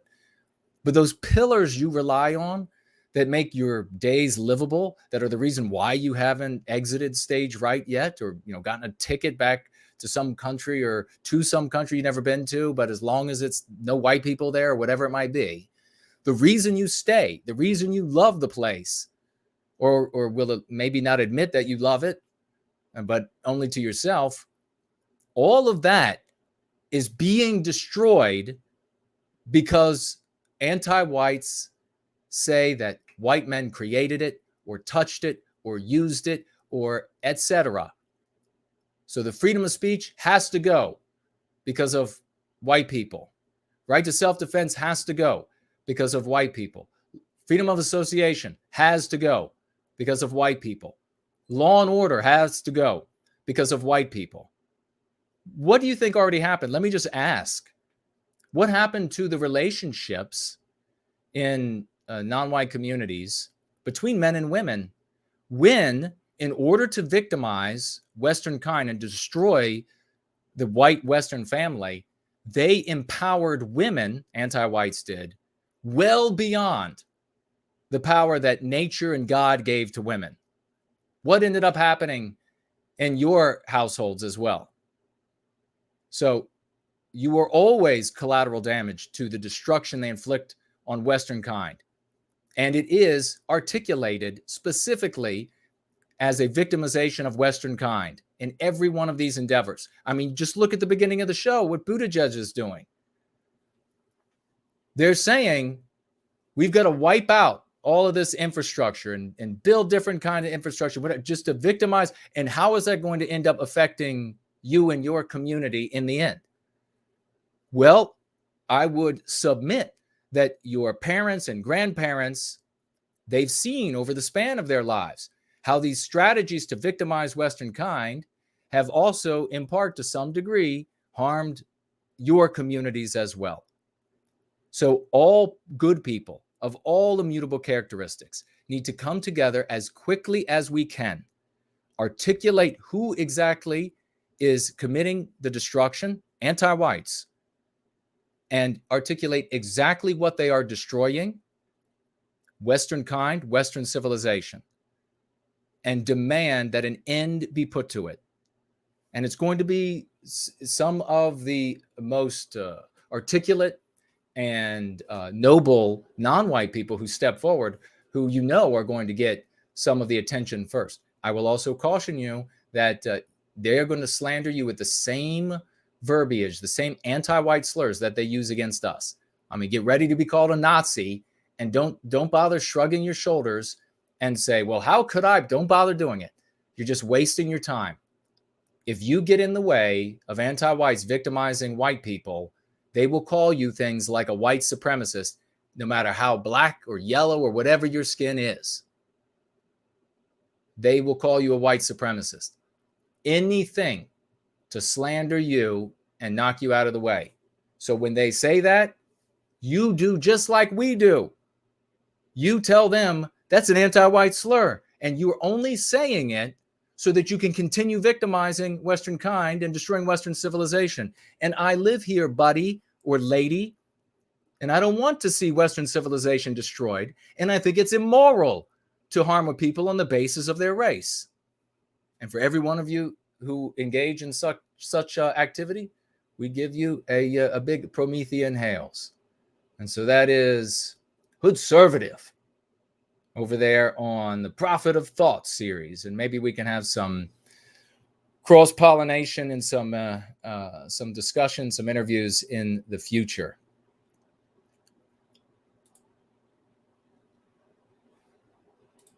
All right.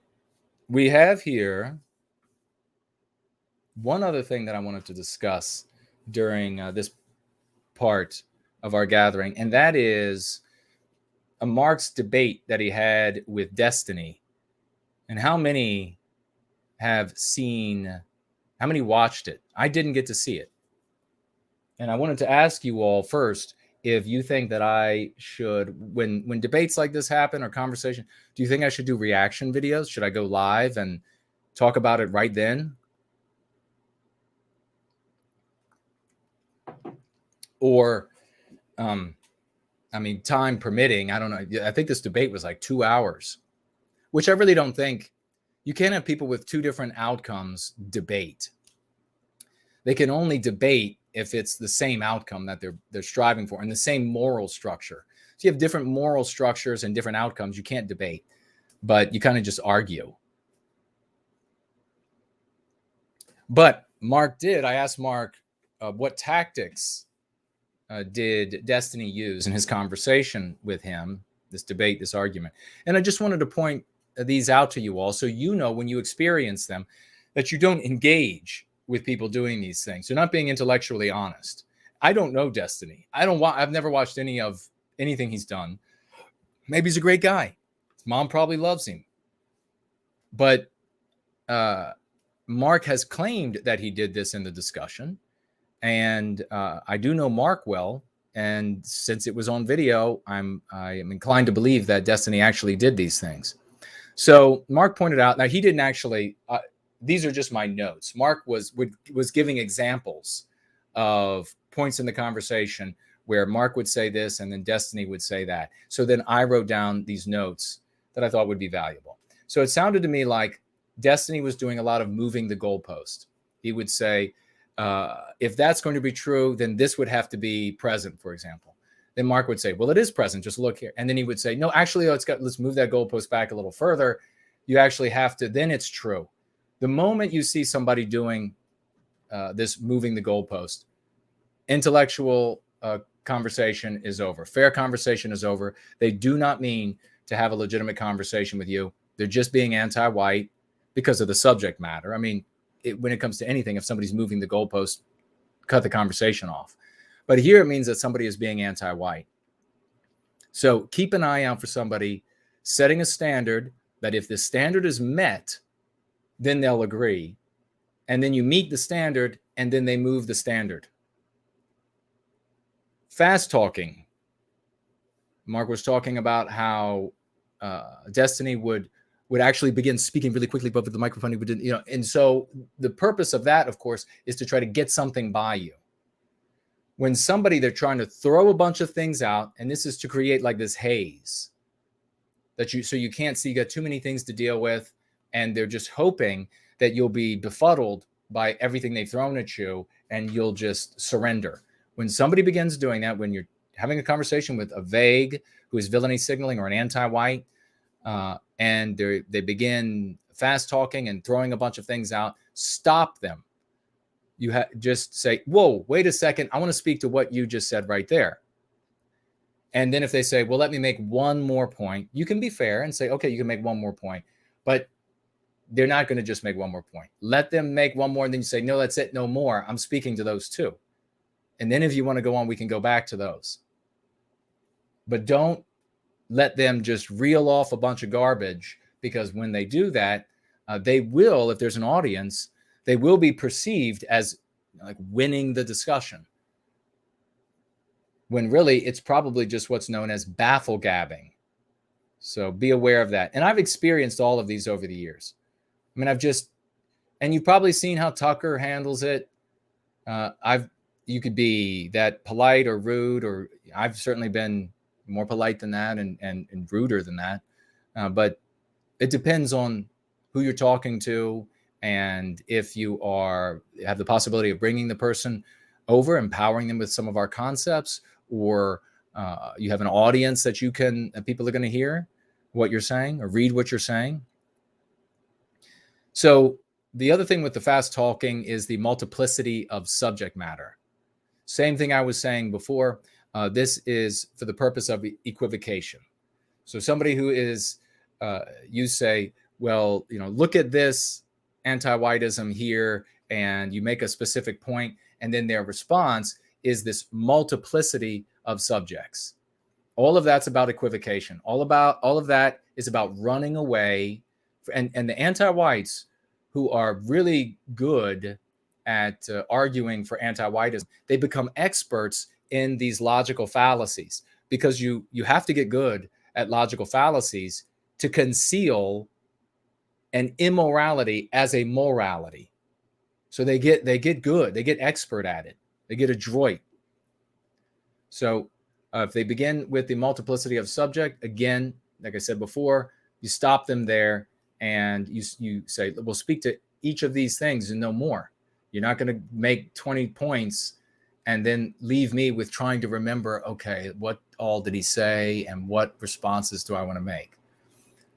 I've had a situation, this is an aside, I have had situations where the anti-white would not shut up.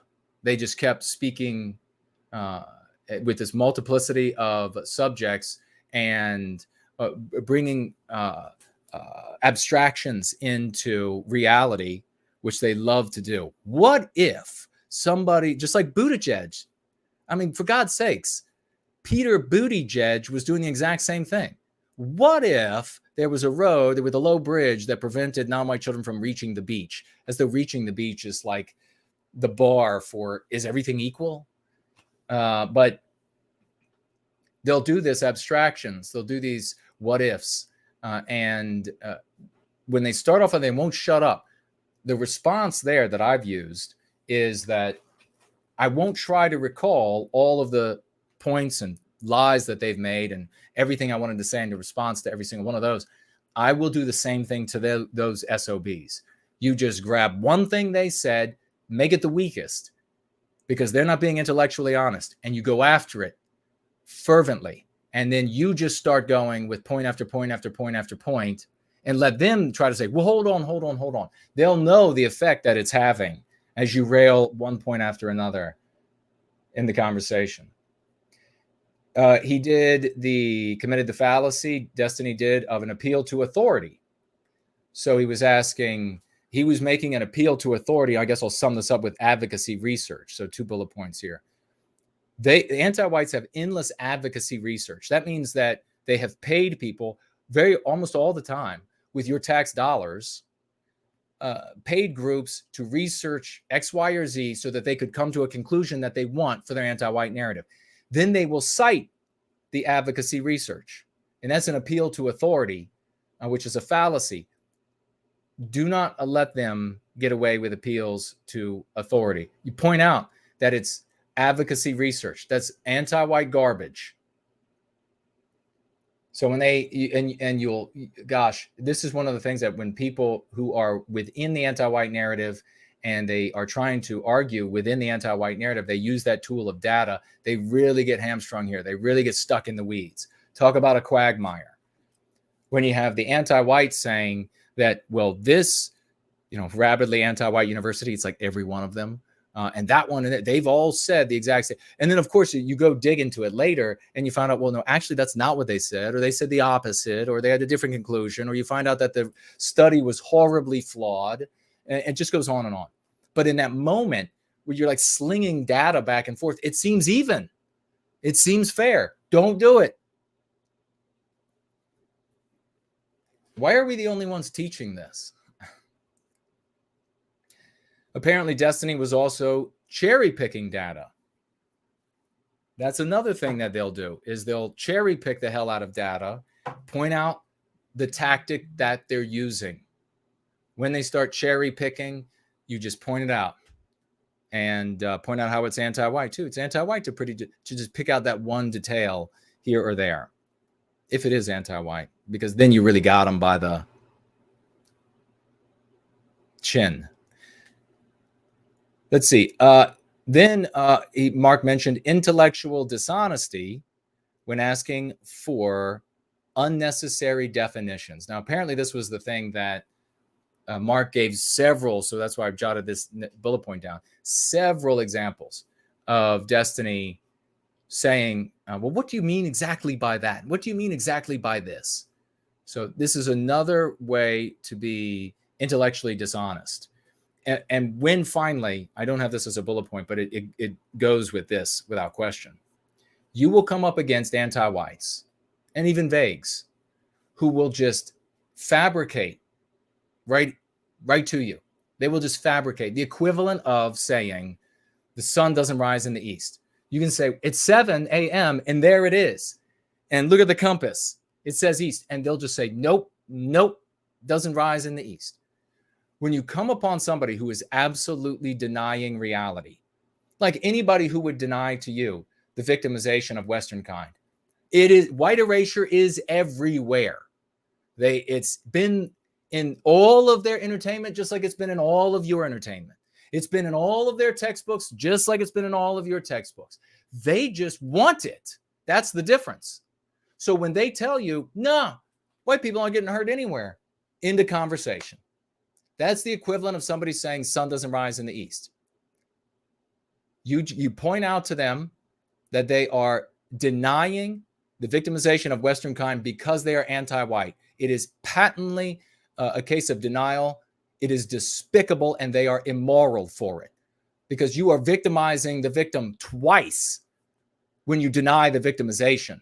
Those are real POSs that you come up against when they deny they don't even say, yeah, you're being victimized, but here are all the excuses that we can give you for the victimization. And they actually say, oh, it's not victimization. And I've had these conversations with these absolute slime balls, these low lives of the lowest forms of life, where they will deny the victimization. And then I will just hammer them in the face again and again and again with examples. This is why I say don't do it now, because I messed up enough for you. Learn from me. I would hammer them again and again in the face. And then finally, with nowhere left to go, totally out of oxygen, they'll finally say, okay, yeah, that's victimization, but it's to make up for all of these wrongs. So their fallback are the excuses for why they victimize white people. This is why we don't debate anti-whites. What we do is we go out there and we try to find good people of all immutable characteristics and try to bring them out of the anti-white narrative so that they, with us, can put an end to anti-whiteism. That's the only way it's going to work, folks. There's no other way around this. We can recapture the destiny of Western kind. We can prevent Western civilization from being destroyed. And we do so by speaking to those who are able to hear and closing the door on everybody else.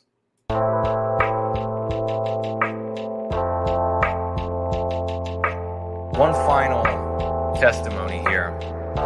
This is from Nathaniel.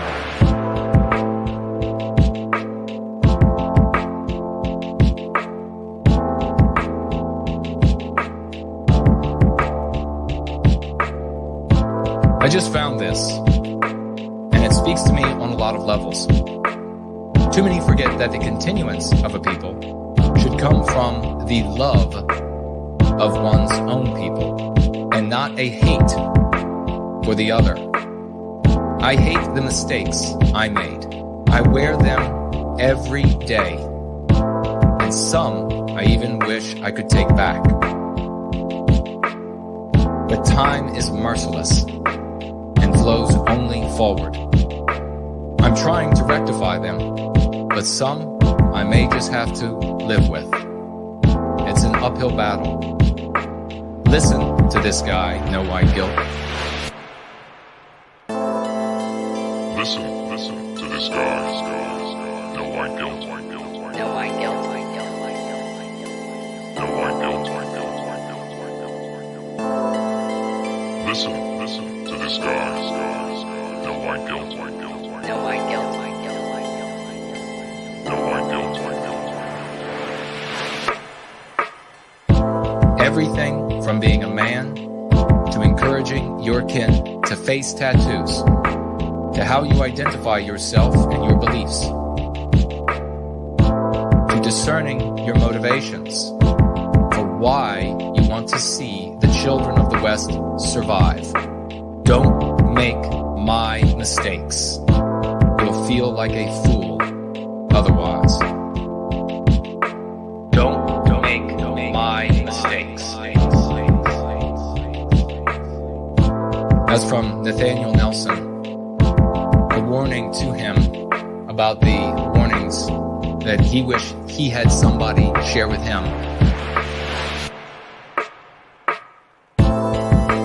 Listen to this, guys. No white guilt. No white guilt. No white guilt. Listen to this, guys. No white guilt. No white guilt. No white guilt. Listen to this, guys. No white guilt. No white guilt. No white guilt. Listen to this, guys. No white guilt. No white guilt.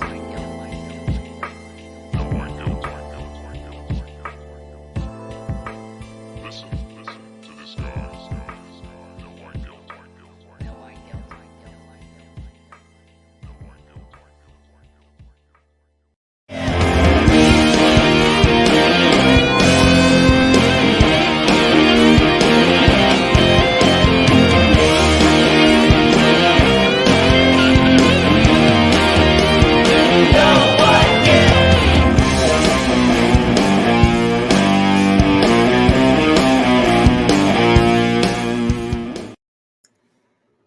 And we're back. Nothing can stop us. Quick look over here at Cash App, and we have I Love Jesus Christ coming in with a financial gift of $10 more. That means she hit the $20 mark. Let's get a round of Raugas emojis for the dear lady I Love Jesus Christ. $10 financial gift, and she writes here, as she is wont to do, for white well-being. God bless you. Thank you so very much for that. And did I get to this one? Yes. Very good.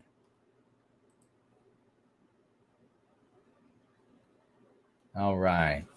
Thank you very much. I'll take a look at what you all are saying, and we're going to move right in to the next segment, which is our, and coincidentally, content producer of the week, which is Lovely Porridge. I think we probably already shared his YouTube URL, but I think this is probably Twitter. Maybe it is. It's at Lovely Porridge. And if that's not correct, then somebody will have to let me know afterward. But I will take a quick jaunt through. Do follow the great Lovely Porridge. Follow each other and make sure we share everything that we're doing. It's going to be this combined energy and effort that is truly going to make us shine throughout the ages. So Fit and Healthy at Any Age is with us. Jim is with us. Bass Guitar says, I'm back and watch it. Thank you for the kind words. I will be coming out with originals with attitude soon. Awesome, brother. That's definitely what we need. Eric says, where can I obtain the book? Eric, were you still with us when I finally got to the end and shared the two places you can go to acquire Elliot's book? If not, let me know, and I will make sure to say it again. And I'll read more, dip into it some more next week, as a little bit more as well.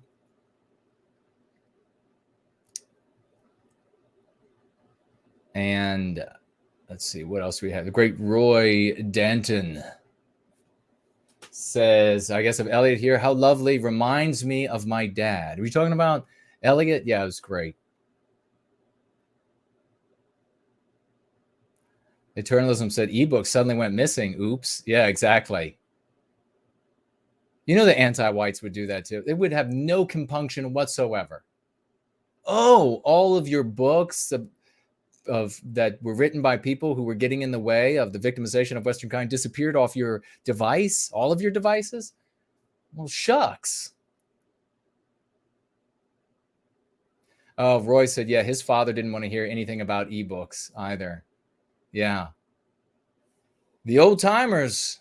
I mean, there's a lot of good stuff there. And every time they would send, I mean, I was always like, well, I don't know, we should use the technology that's available to us. I'd push back a little bit. And then there'd be like another censoring, another shunting. And then he would just be like, mm-hmm. I was like, I can't object. I mean, it did happen.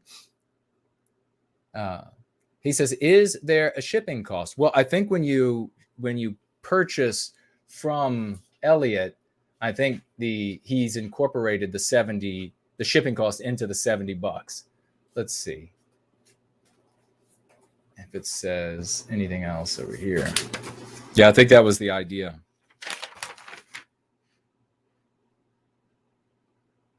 We do not have any mail in the mailbag this week. So yeah, I guess it is incorporated. So when you buy it directly from him, the shipping cost is incorporated. So thank you for that question. I'm sure others were wondering. Yeah, I mean, this poor guy, like he didn't have a life of his own. I would call him up. Every week.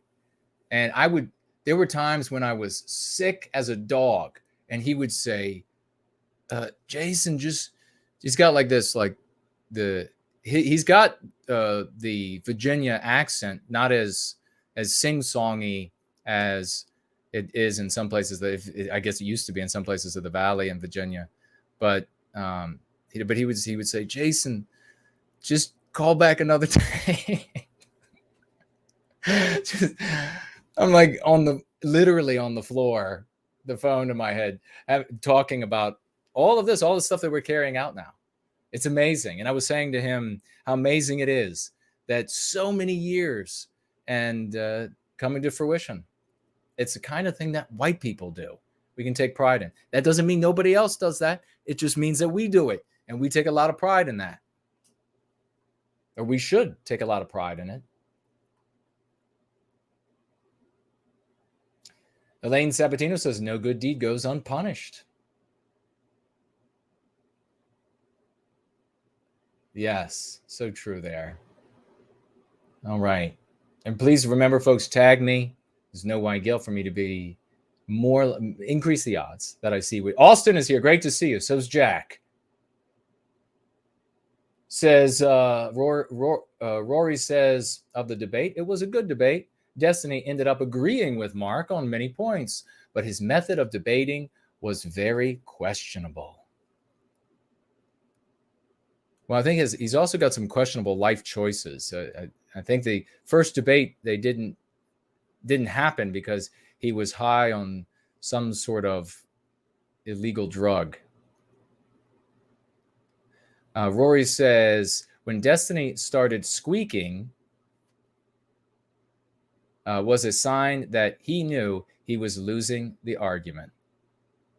Oh, that's funny. Pants is with us. Great to see you, brother. So is Bryce. And Pan says, any idea when we can begin work on our project? Oh, yeah, exactly. I still have that. I still have the folder.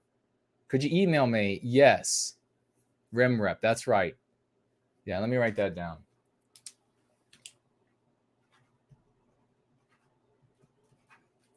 Have not forgotten, brother. Thank you, and good to see you. Coconut is with us. Hello, sister. Jerome V is here. All right. Roy says, Dad worked at a book publishing company and really loved the physical touch and feel of the books. I do too. I just also want to make sure we get our material to as many people as possible. As quickly as we can. But yeah, don't rely on electronic, unless you're going to have it on a device that is not connected, will never be connected to the internet. Download it and put it onto something, hard drive that's nothing, no connecting to the internet. And even then, I mean, it's still susceptible files susceptible to corruption. You know these things. Alex says, something I noticed while watching the debate was that anytime Mark brought up the child abuse of white children through telling them that they are inherently evil in schools, Destiny would ignore this and move the conversation elsewhere, never addressing this. Fantastic observation, Alex. Fantastic. Exactly. That is the kind of thing, Alex, that I know you now, if you're in conversation with somebody and they don't want to talk about the worst child abuse the world has ever known, teaching a child that what he or she quintessentially is evil, and that the only way that they can prove that they're good is to wage war on what they are, nothing equates to that in the level of child abuse. Nothing at the level of that child abuse. So I know when somebody tries to move away from it, you will stop them there. And you will say, I'm going nowhere in this conversation until you acknowledge the victimization of white babies. Thank you for mentioning that. Alex goes on here.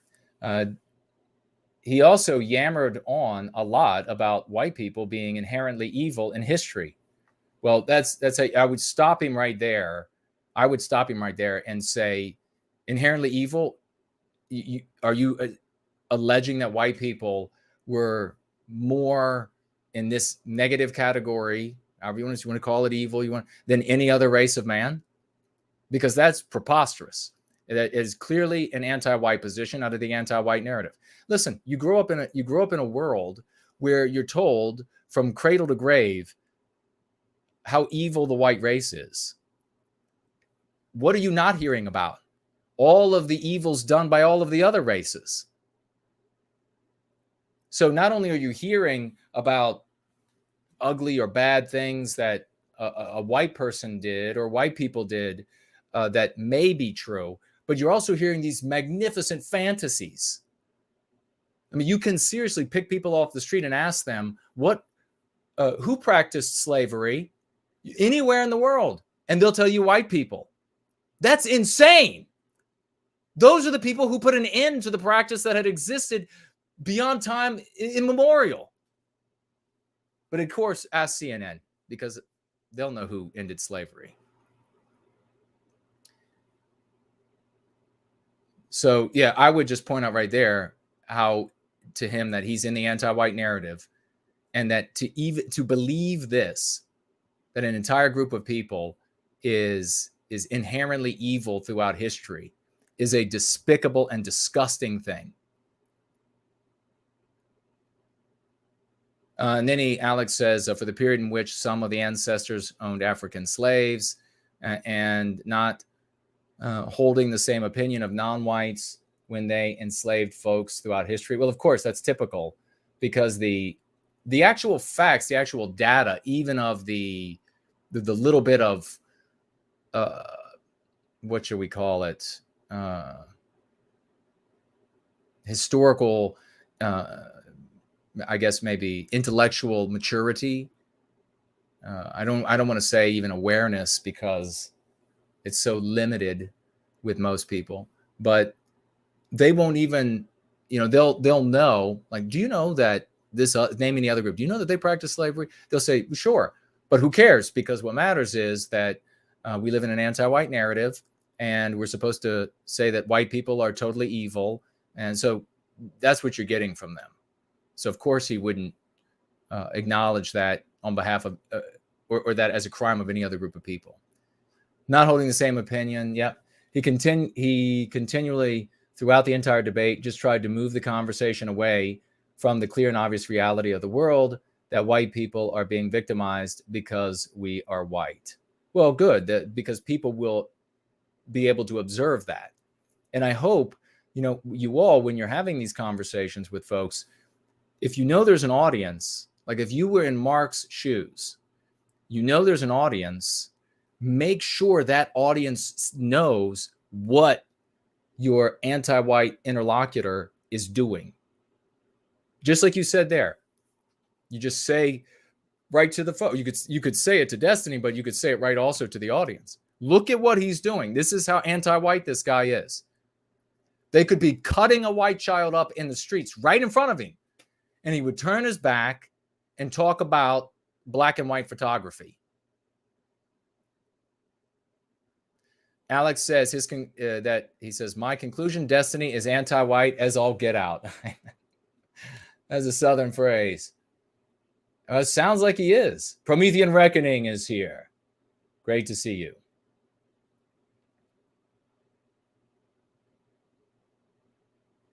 All right. Roy says his father got laid off because they restructured and went heavily into ebooks, but he found a job at another publisher who still publishes physical books. Well, God bless him. All right. Odinsire has shown up. Great name.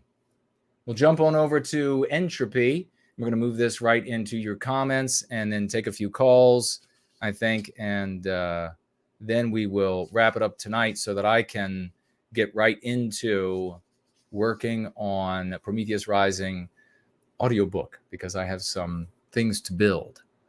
So let's see what we have here. Round of raucous emojis, folks. Get them out for Sound Killer.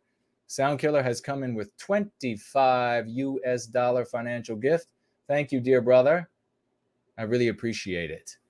And he writes, hello, Jason. I was just recently talking with someone about the anti-white agenda, and their response was that I was falling for a distraction and economic issues are what matter the most. Oh, God. Conservative content producer verbiage. Soundkiller goes on. How would you counter this argument? God bless and let's go free. Well, it depends on the person you're speaking with. So maybe if I give generally, I could suggest that you ask them, does it matter if a people are victimized on the basis of who and what they are to you? Does that matter? Like if that were happening to Asian people, would that matter to you? And if they say, yeah, that would be terrible, then say, well, the only reason why you wouldn't make it a center stage argument right now is that you're anti-white, because this is happening to white people. That's the issue. It's not, and follow it up with, would it matter if a people were erased, the white race erased, white erased? Would it matter if the economy were structured in a more equitable way to you? Would it matter? And if it would, then you are a disgusting wretch of a human being, because nobody should be indifferent to the victimization of people on the basis of the race to which they belong.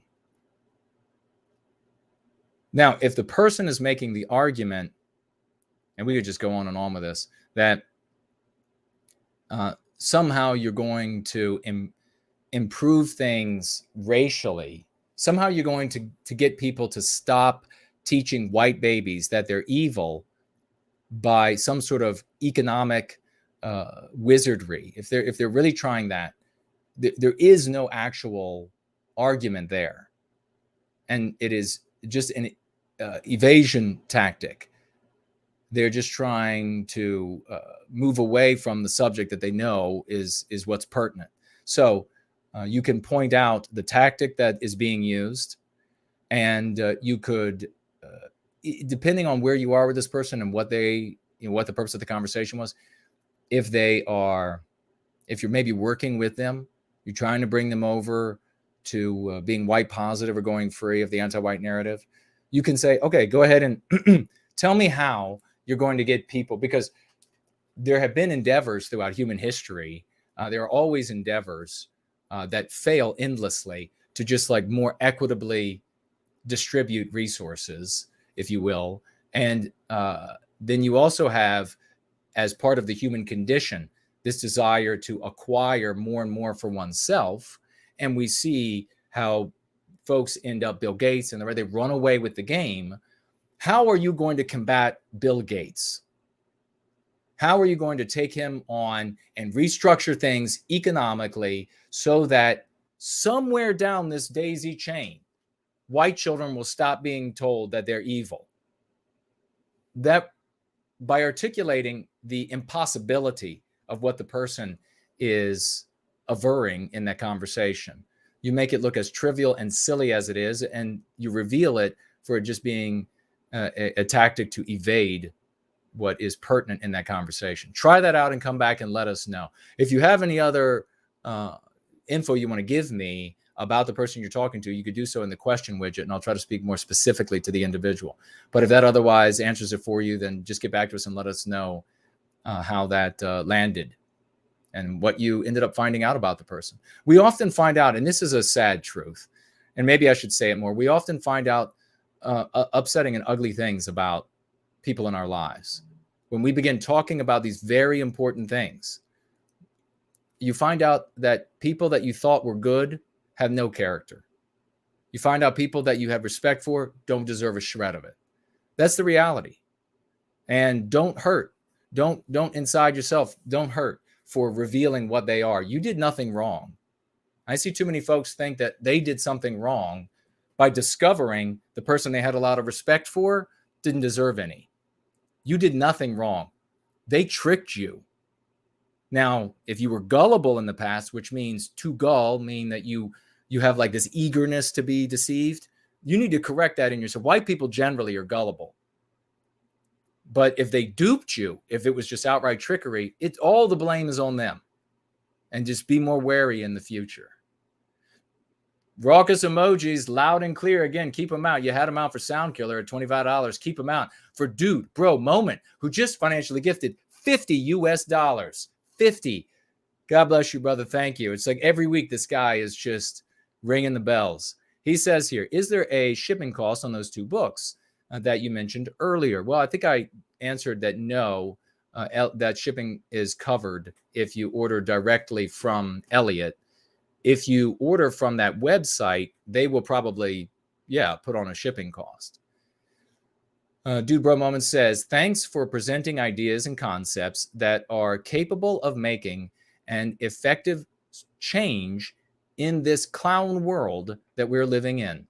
I'm working through and enjoying the book, Go Free. Well, God bless you, brother. I really appreciate that testimonial. It's very important to me, and it's very important to everybody who hears it, who are deep into the process of going free. It's a lifelong process. It's a practice, folks. And those who are looking at it potentially as something they want to do or have a look at. So I really appreciate everything, brother. Thank you so much.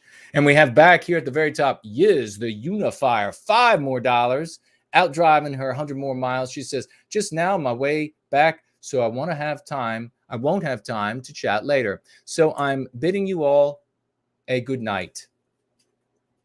I am sure feeling my white privilege having to work long weekends under these conditions with no bonus pay or even a thank you from the anti-white owners.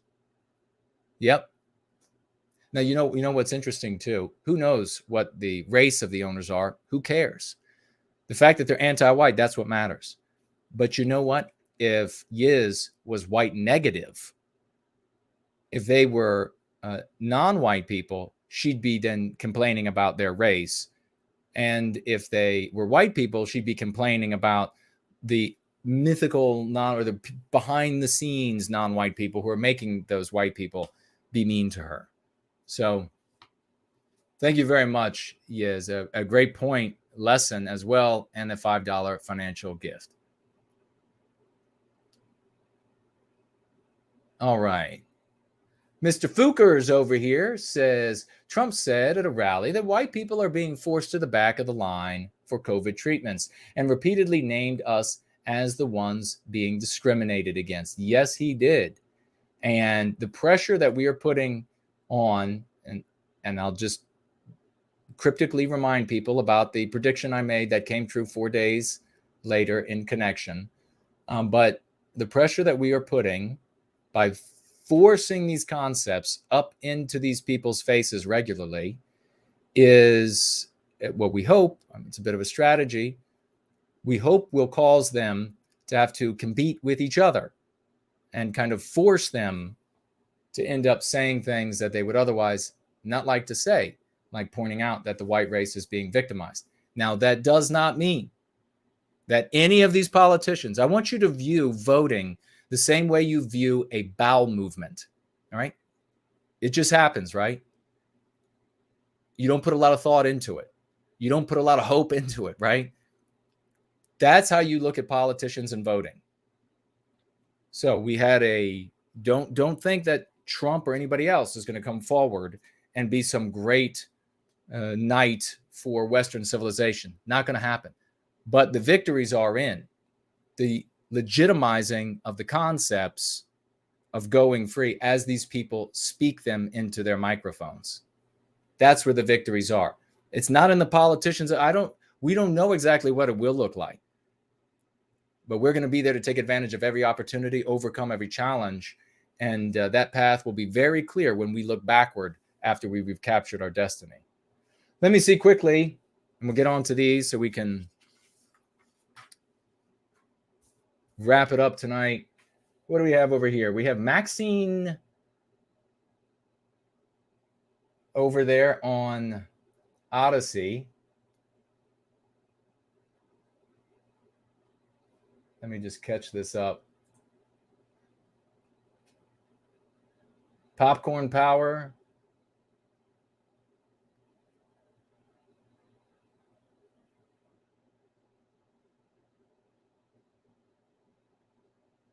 Oh boy. Having some conversations over there. I'll take a look at it later. And let's see. Nobody tagging me over there on D Live. But hello to everybody. Arctic Snow. That's awesome. John is over there. Hello to everybody. And the great No White Guilt Clips is over there, ladies and gentlemen. A true champion making things happen quickly in service to white well-being. And we are very appreciative. If you all haven't been able to figure it out by now, Carlisle is in the middle of a blizzard. And so she was not going to be able to make it with us tonight. So another night, and we look forward to having her with us at that time. Lovely Porridge writes here, I came to the same conclusion regarding the negativity directed at you, Jason. At first, they hated you for not playing the Hollywood villain, but you're proud of that. So their next tactic was to concern troll, claiming they were worried that normies couldn't relate to or understand big words like Western kind.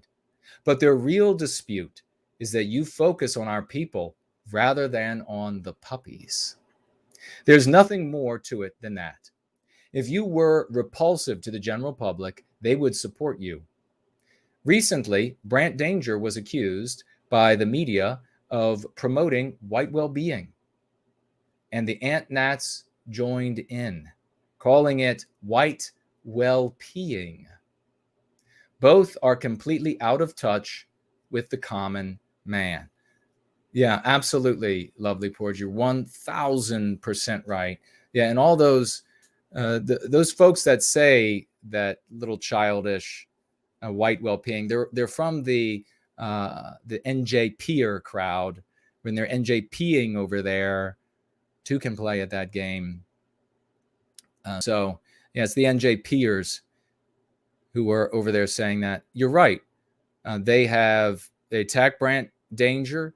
I mean, can you believe they've never been able to, the Ant-Nats and the like, they've never been able to get the anti-white media to do anything that they wanted, to do anything that benefited us. The anti-white media, the anti-whites, they're always mop the floor with Ant-Nats and militiamen and all of these other kind of wacky groups. They mop the floor with them. But we defeat the anti-white media all the time. Could you believe being denounced for supporting white well-being? Please tell all the white people out there. Hypnotic Tango writes, Jason, you are right in speaking out against those Ant-Nat trolls. The Unibrow Brigade Their evil words have a detrimental effect on the world around them. Many of the ones who end up listening to them are socially awkward teenagers whom I believe are too young to be given agency for the stupid decisions they end up making after listening to those ant-nat bastards. I considered myself a victim. I am certain that my life would have ended at the end of a rope had I stayed an ant-nat. Wow. Hitlerianism, saying that saying things like that historical event in World War II didn't happen, talking about the puppies and so on. These things ruin lives, break families apart, put people in dark places. I feel angry at those who spout this filth. It is comforting to know that you've done the same mistakes as the rest of us. It is hurtful to listen to people who speak as though they're above it all. That only makes me feel so alone. Thank you for being open and honest. Well, you are most welcome, Hypnotic Tango. Yeah, could you imagine saying here, certain that he would have ended up at the end of a rope had he stayed an ant-nat. Wow. Thank you for that testimonial. And God bless you. Thank you for being here. We have, this is from, I'll just say H because I don't know. I can't recall whether he said if I could say his first name or not. H says here, hello, my friend. I've been listening to your Going Free streams for a while now and purchased your book, Go Free, a few years ago, original version. After I had come to the realization of certain truths, I went through a period in which I was very angry and was briefly involved with an ant-nat group. Thankfully, I had the good sense to disengage before my life was ruined. As you might expect, there were some good people in the group, but also some cranks and misfits who would put those with normal sensibilities, myself included, off. Thank you very much, H. Really appreciate that testimonial as well. All the testimonials from people who were in those groups and who get away and they say, oh, yeah, everything you're saying is true about it. I mean, it's ruining lives, it's ending lives. And then I say some suggestions about how these groups, these content creators and leaders, how they should operate, how they should change what they're doing to protect the people who are participants, and then the endless attacks, the endless slurs. Got a message here from First Last, and you all know who he is. I will mention again so that we don't soon forget. Just last week, First Last financially gifted $3,000. And Tall Kevin financially gifted $2,500 in the way of advertising. So he paid $2,500 for advertising for nowhiteguilt.org. So let's get these two just meteoric champions, if we can, another round of raucous emojis, because that is off the charts amazing for these folks. What a glorious service. Both of them constantly in service to white well-being. First Last writes here, in response to Patrick Leary, nasty insults. In real life, and more importantly, if you don't know, Patrick Leary was the guy who I read last week, the message from him. He's an ant-nat, and he was antique nationalist, Hitlerian cultist, polyp, one of my polyps. And he said that I was cringe and I was all of these other sort of things that teenage girls have said to him and all the other ant-nats all their lives. And so I shared that last week. And this is First Last talking about Patrick Leary. In response to Patrick Leary, nasty insults. In real life, and more importantly, in all your videos, Jason, you come across as alpha, handsome, intelligent, normal, compassionate, and extremely moral. Jason is the absolute antithesis of creepy. For Patrick to text that reflects Patrick's envy, jealousy, inferiority complex, perhaps projection of his own experiences, malice, short-sightedness, and stupidity. First Last doesn't mince words. By the way, Jason's handsomeness, intelligence, normality, compassion, and extreme morality is why they hate him. They can't even begin to compete. All they can do is throw names from the bleachers. They are shrinking. We are growing. Very well written. And thank you so much, brother. A big salute to you for those wonderful words. Thank you so very much. Coming from an epic musical genius. Very meaningful. Thank you. We have the great Iberian Rider here. And he writes, trust the LARP. Could actually be a good comeback to Ant Nats. We just heard last week from Mr. V, I think it was, that that guy in Australia that sucker punched the black guy security guard who was dressed nice and was comporting himself civilly, sucker punched that guy. And then the guy ended up really looking like a champ because he gets up and he's going to fight back, but then he realizes, no, this is my job. I escort people off the property. I'm the security guy. Straightens his jacket and lapels and then walks off. Wow. Talk about making white people look bad. And then this Thomas guy goes to jail, and it came out and he was on an interview and he actually told people to trust the LARP. And Iberian Rider pointing out that that is something painful that we could say to them.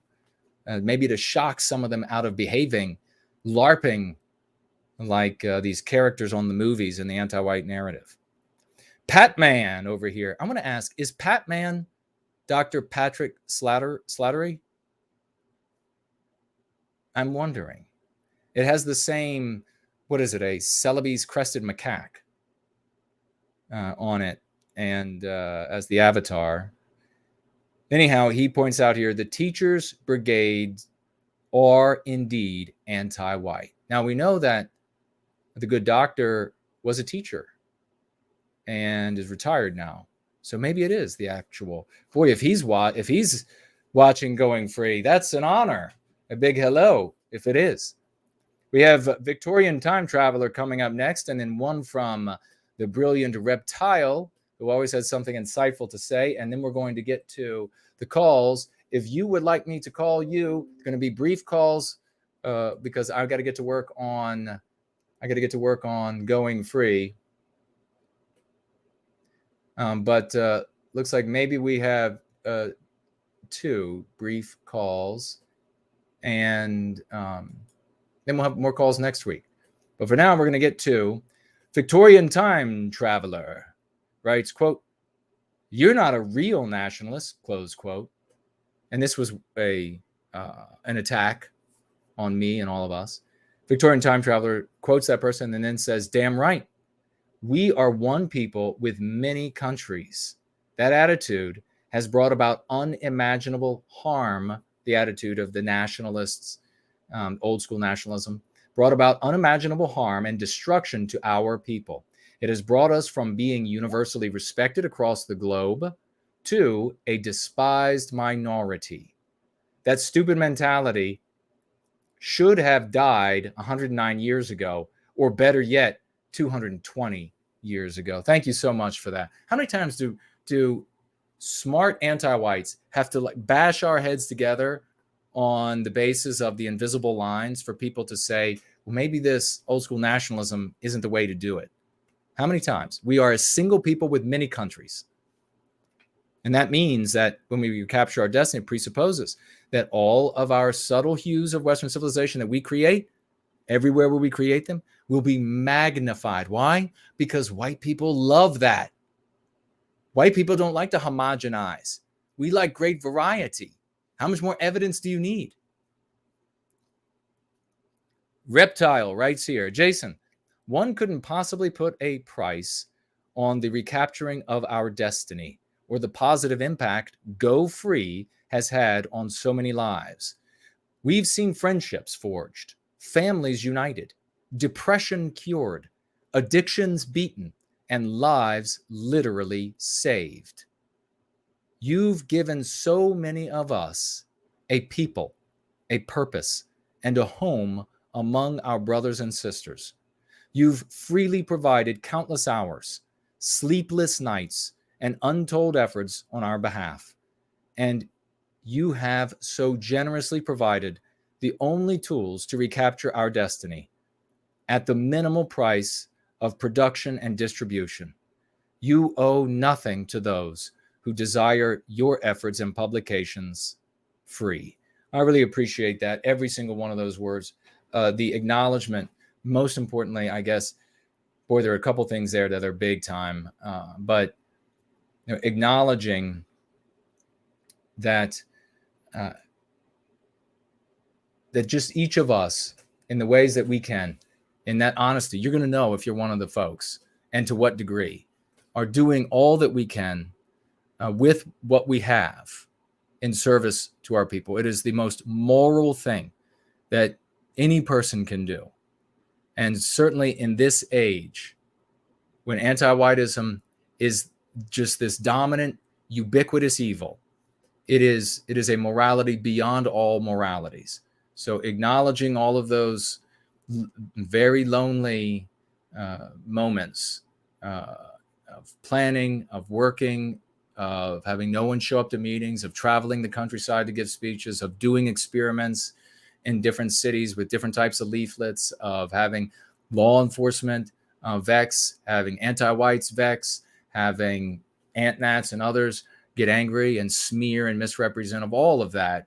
Acknowledging that is very meaningful. But I think also, and very relevant tonight, is we had the comment about had the individual remained, an ant-nat would have ended up at the end of a rope, having saved lives. We've done that here. A lot of people have been intimidated out. It takes a lot of courage to admit that you were on a path to end everything.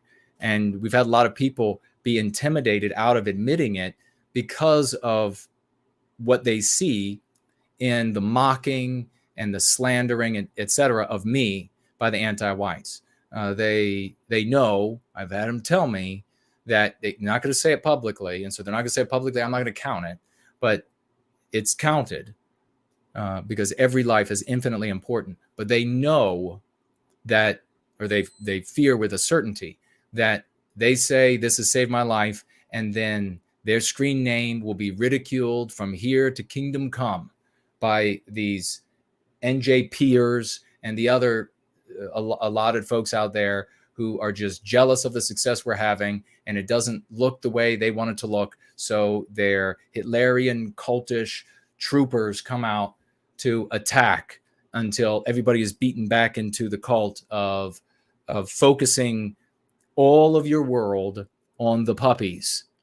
And again, it's not even like that economic, political structure or the characters from that period are even a close second. They're a distant second. All that's important is 100% focus on the puppies with all hatred, endless hatred, and it's disgusting. So thank you so very much. I appreciate that, Reptile. Big salute to you, brother. Let's get to the call. The first call is going to be to, and let me see, I have to look back to see. Okay, are we sticking with Western Associate? Here comes the call.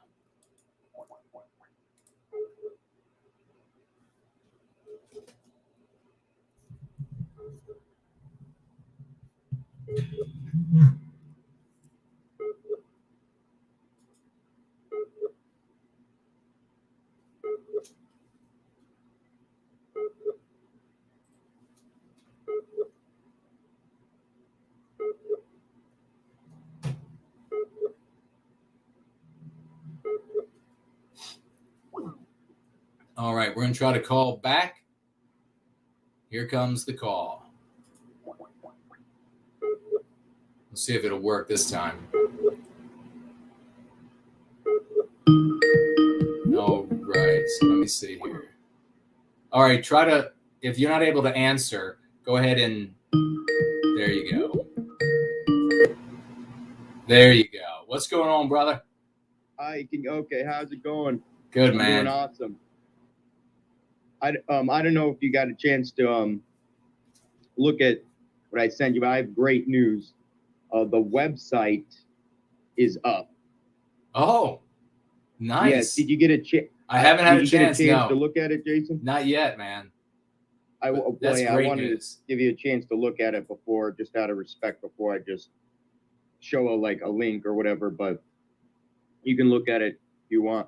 It's westernmarketdirect.com. westernmarketdirect.com.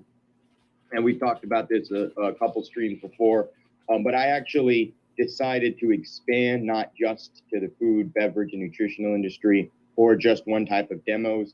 I'll do pretty much any kind of demos, since I do have experience, learned expertise in running all sort of demos as an event specialist. By demo, I mean demonstrations. Yeah. The title's event specialist. So, basically, I'll cover not just sales demos or sales booths for demos. I'll even, if you have white positive businesses that sell food product, I'll do catering events for them, sample and sell, how there's a lot of demo people will sample the product, try to get sale, or without the samples, I'll even do, white positive art gallery booths. But basically, how does it work? We're face-to-face event specialists. We'll find you a location for your gig anywhere in Florida in the U.S. We can rather sample your product to potential customers, demonstrate your product without the samples, use your product for catering events, or run any kind of event. And the steps, the few steps just to how to do that, go on the website, send us an email with the description of your business and what kind of demo event you'd want and location preferences. We find the best deal and reach back out to you, and then we perform the event demo with proof that we perform the demo up to standards, mainly with pictures and other documents, just to show you we're doing it within proper regulations and stuff. Do you still hear me? Yep, I can hear you. Yeah, but the website's Western Market Direct. But also, I would give a little shout out to Bryce G. He actually helped me quite a bit. Nice. And even showed me, and he did a lot of the basis. He even helped me with showing pictures, suggestions, how to help with the website. Did a lot of it as well as him. And even the extra stuff I updated, he showed me how to do that. If you guys want to check out, does excellent work. You can check out westernkindunited.wordpress.com if you want to check out some other stuff and some of his other sites and things he's doing for white well-being. Westernkind.wordpress or westernkindunited.wordpress.com. Also, one thing just to clear up real quick, there was another person who apparently before me had the username in our community with the username Western Man. He may have changed it by now. I just don't want there to be any confusion, confusion between us. Okay. He seems like a good guy, but I just wanted to know. He may have changed it I just don't want there to be any confusion. But yeah, if anyone who's interested in me marketing, finding you gigs and marketing your white positive business, or just looking for work as a rep, go to westernmarketdirect.com. That is awesome. Magnificent work. We'll have you call back in next week. I'll take a look at your site and we'll talk more about it next week. Sound good? Absolutely, Jason. Well, thank you so much for your service. What was that? Thank you so much for your service, brother. Oh, thank you. And thank you for your service. I love, that's awesome. It's hearing that from you. But anyways, yeah, I won't pull up too much of your time, but yeah, anyone check out, westernmarketdirect.com. If you want to check out more of Bryce G's work, check out westernkindunited.wordpress.com. Awesome. All right. Promethean Hales, great talking to you. Promethean Hales, brother. We'll talk again next week. All right. Absolutely. Bye-bye. Have a great night. You too. Wow. Isn't that exciting? Yeah. He's got a website up. This is how we do make things happen. This is how we've always made things happen. Think about for so long. I don't know. First of all, let me ask, can everybody hear? Because I'm speaking to the backside of this microphone. We know the other one works okay when I do that. Are you able to hear me okay? While I get the responses from you all, if you're able to hear me, I want to point out that And there's Bryce right there. Let's get a big round of applause for both of those guys and the hard work they're doing as well. Well done. Thank you so very much. We have somebody by the name of Spider as financially gifted, $5. Thank you so very much, Spider. Really appreciate it. I'm sure that was your given name. $5. Thank you, brother. I appreciate it.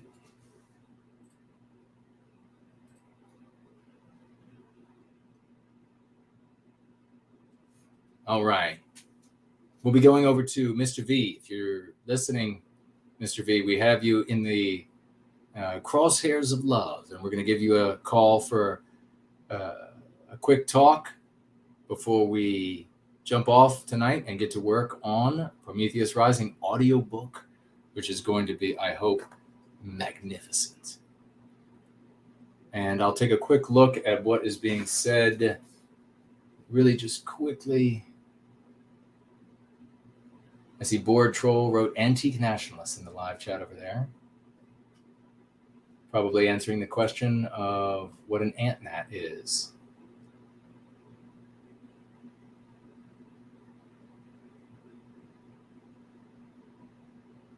Okay. Is that real? Did Alex Jones channel, a real Alex Jones channel, show up in my live chat to market their stuff?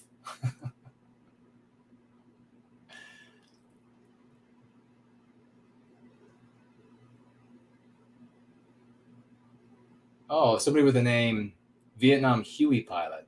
Were you really? Huey is my favorite helicopter of all time.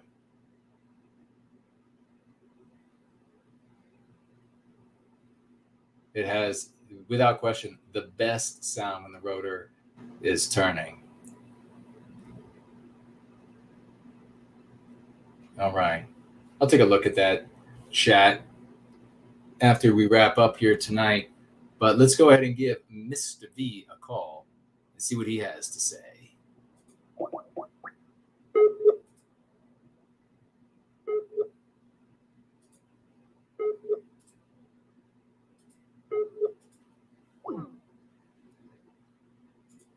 We lost the connection, but we will try one more time.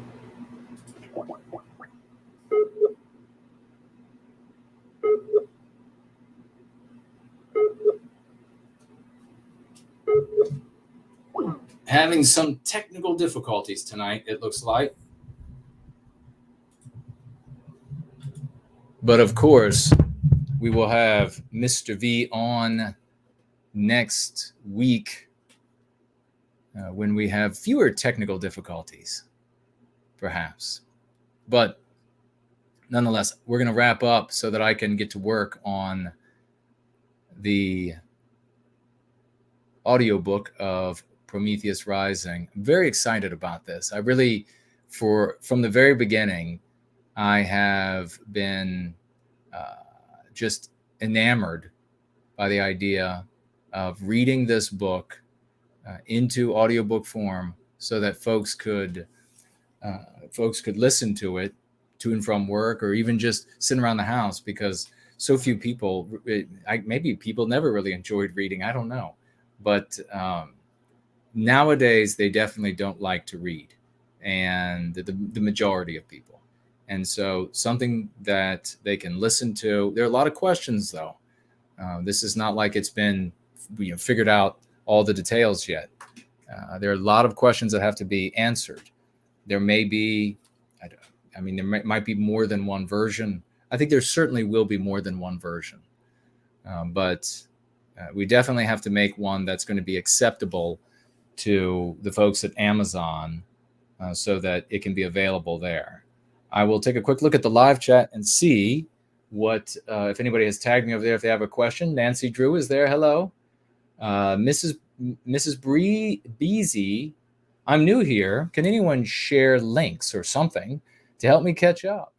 I've already saved No White Guilt website. Well, Mrs. Beezy, you are in the right place. Welcome to Redemption. This is a place of love, hope, and redemption for Western kind. And we invite all people of all immutable characteristics to participate in putting an end to anti-whiteism, the dominant evil of our age, so that we can, for all of us, save Western civilization. White erasure is afoot. We use in this community some concepts that we have subjected to the scientific method, and they work for us. They'll work for you as an individual, because each and every one of us have our minds poisoned over the course of our lives with anti-white ideas. Just as the deep sea fish doesn't know that it's in the water or that there's anything other than the water, we, until we go free of the anti-white narrative, don't know that we're in a narrative that is orchestrated and organized against us to infect us and to harm us and white erase us from our civilization. So the book that people use to acquire this information and to strengthen those skill sets inside themselves is called Go Free. And you can get that at Amazon. You can also get that at my website, which is nowhiteguiltcollectibles.com. If you get it from there, you'll get a signed copy from me. Otherwise, you can get it as a Kindle version as well. And you can read that on from Amazon. You could read that on any electronic device where you can download the Kindle app. You can also get a paperback from Amazon, of course. And this is a practice. It's not something you read once. So it's something that you have to keep working at, like working out and eating right. And eventually you'll notice that as you are ridding yourself of these anti-white ideas, and you'll find them, as you dig through the practice of going free, you'll begin identifying and finding all of this illness inside of us, inside of yourself. You'll feel that you're accessing more of who and what you truly are. It's a genuine experience, not mystical. It's a genuine, just like eating right for a month, you begin feeling better. It's sort of the same thing. Working out, you begin to feel better. You begin to look better. Sort of the same thing. And you will be empowered in ways that you can't even imagine.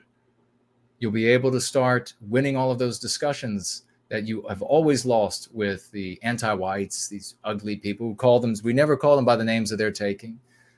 Sometimes they'll call themselves social justice warriors or something like that. We don't give them the names that they're taking. We don't take the names that they're giving. We are in service to white well-being, advocates for white well-being, and you are on the verge of a revolutionary step in your life. And we wish and hope and expect for you many wonderful things in the days and weeks and months and years to come, as we all together stand shoulder to shoulder. Nobody's standing on a rostrum above anybody else with a spotlight on them. We're all on the field. We are all participating because we know as we pull together, none of us can walk on water, but together we can walk through fire. I love you all. Let's go free.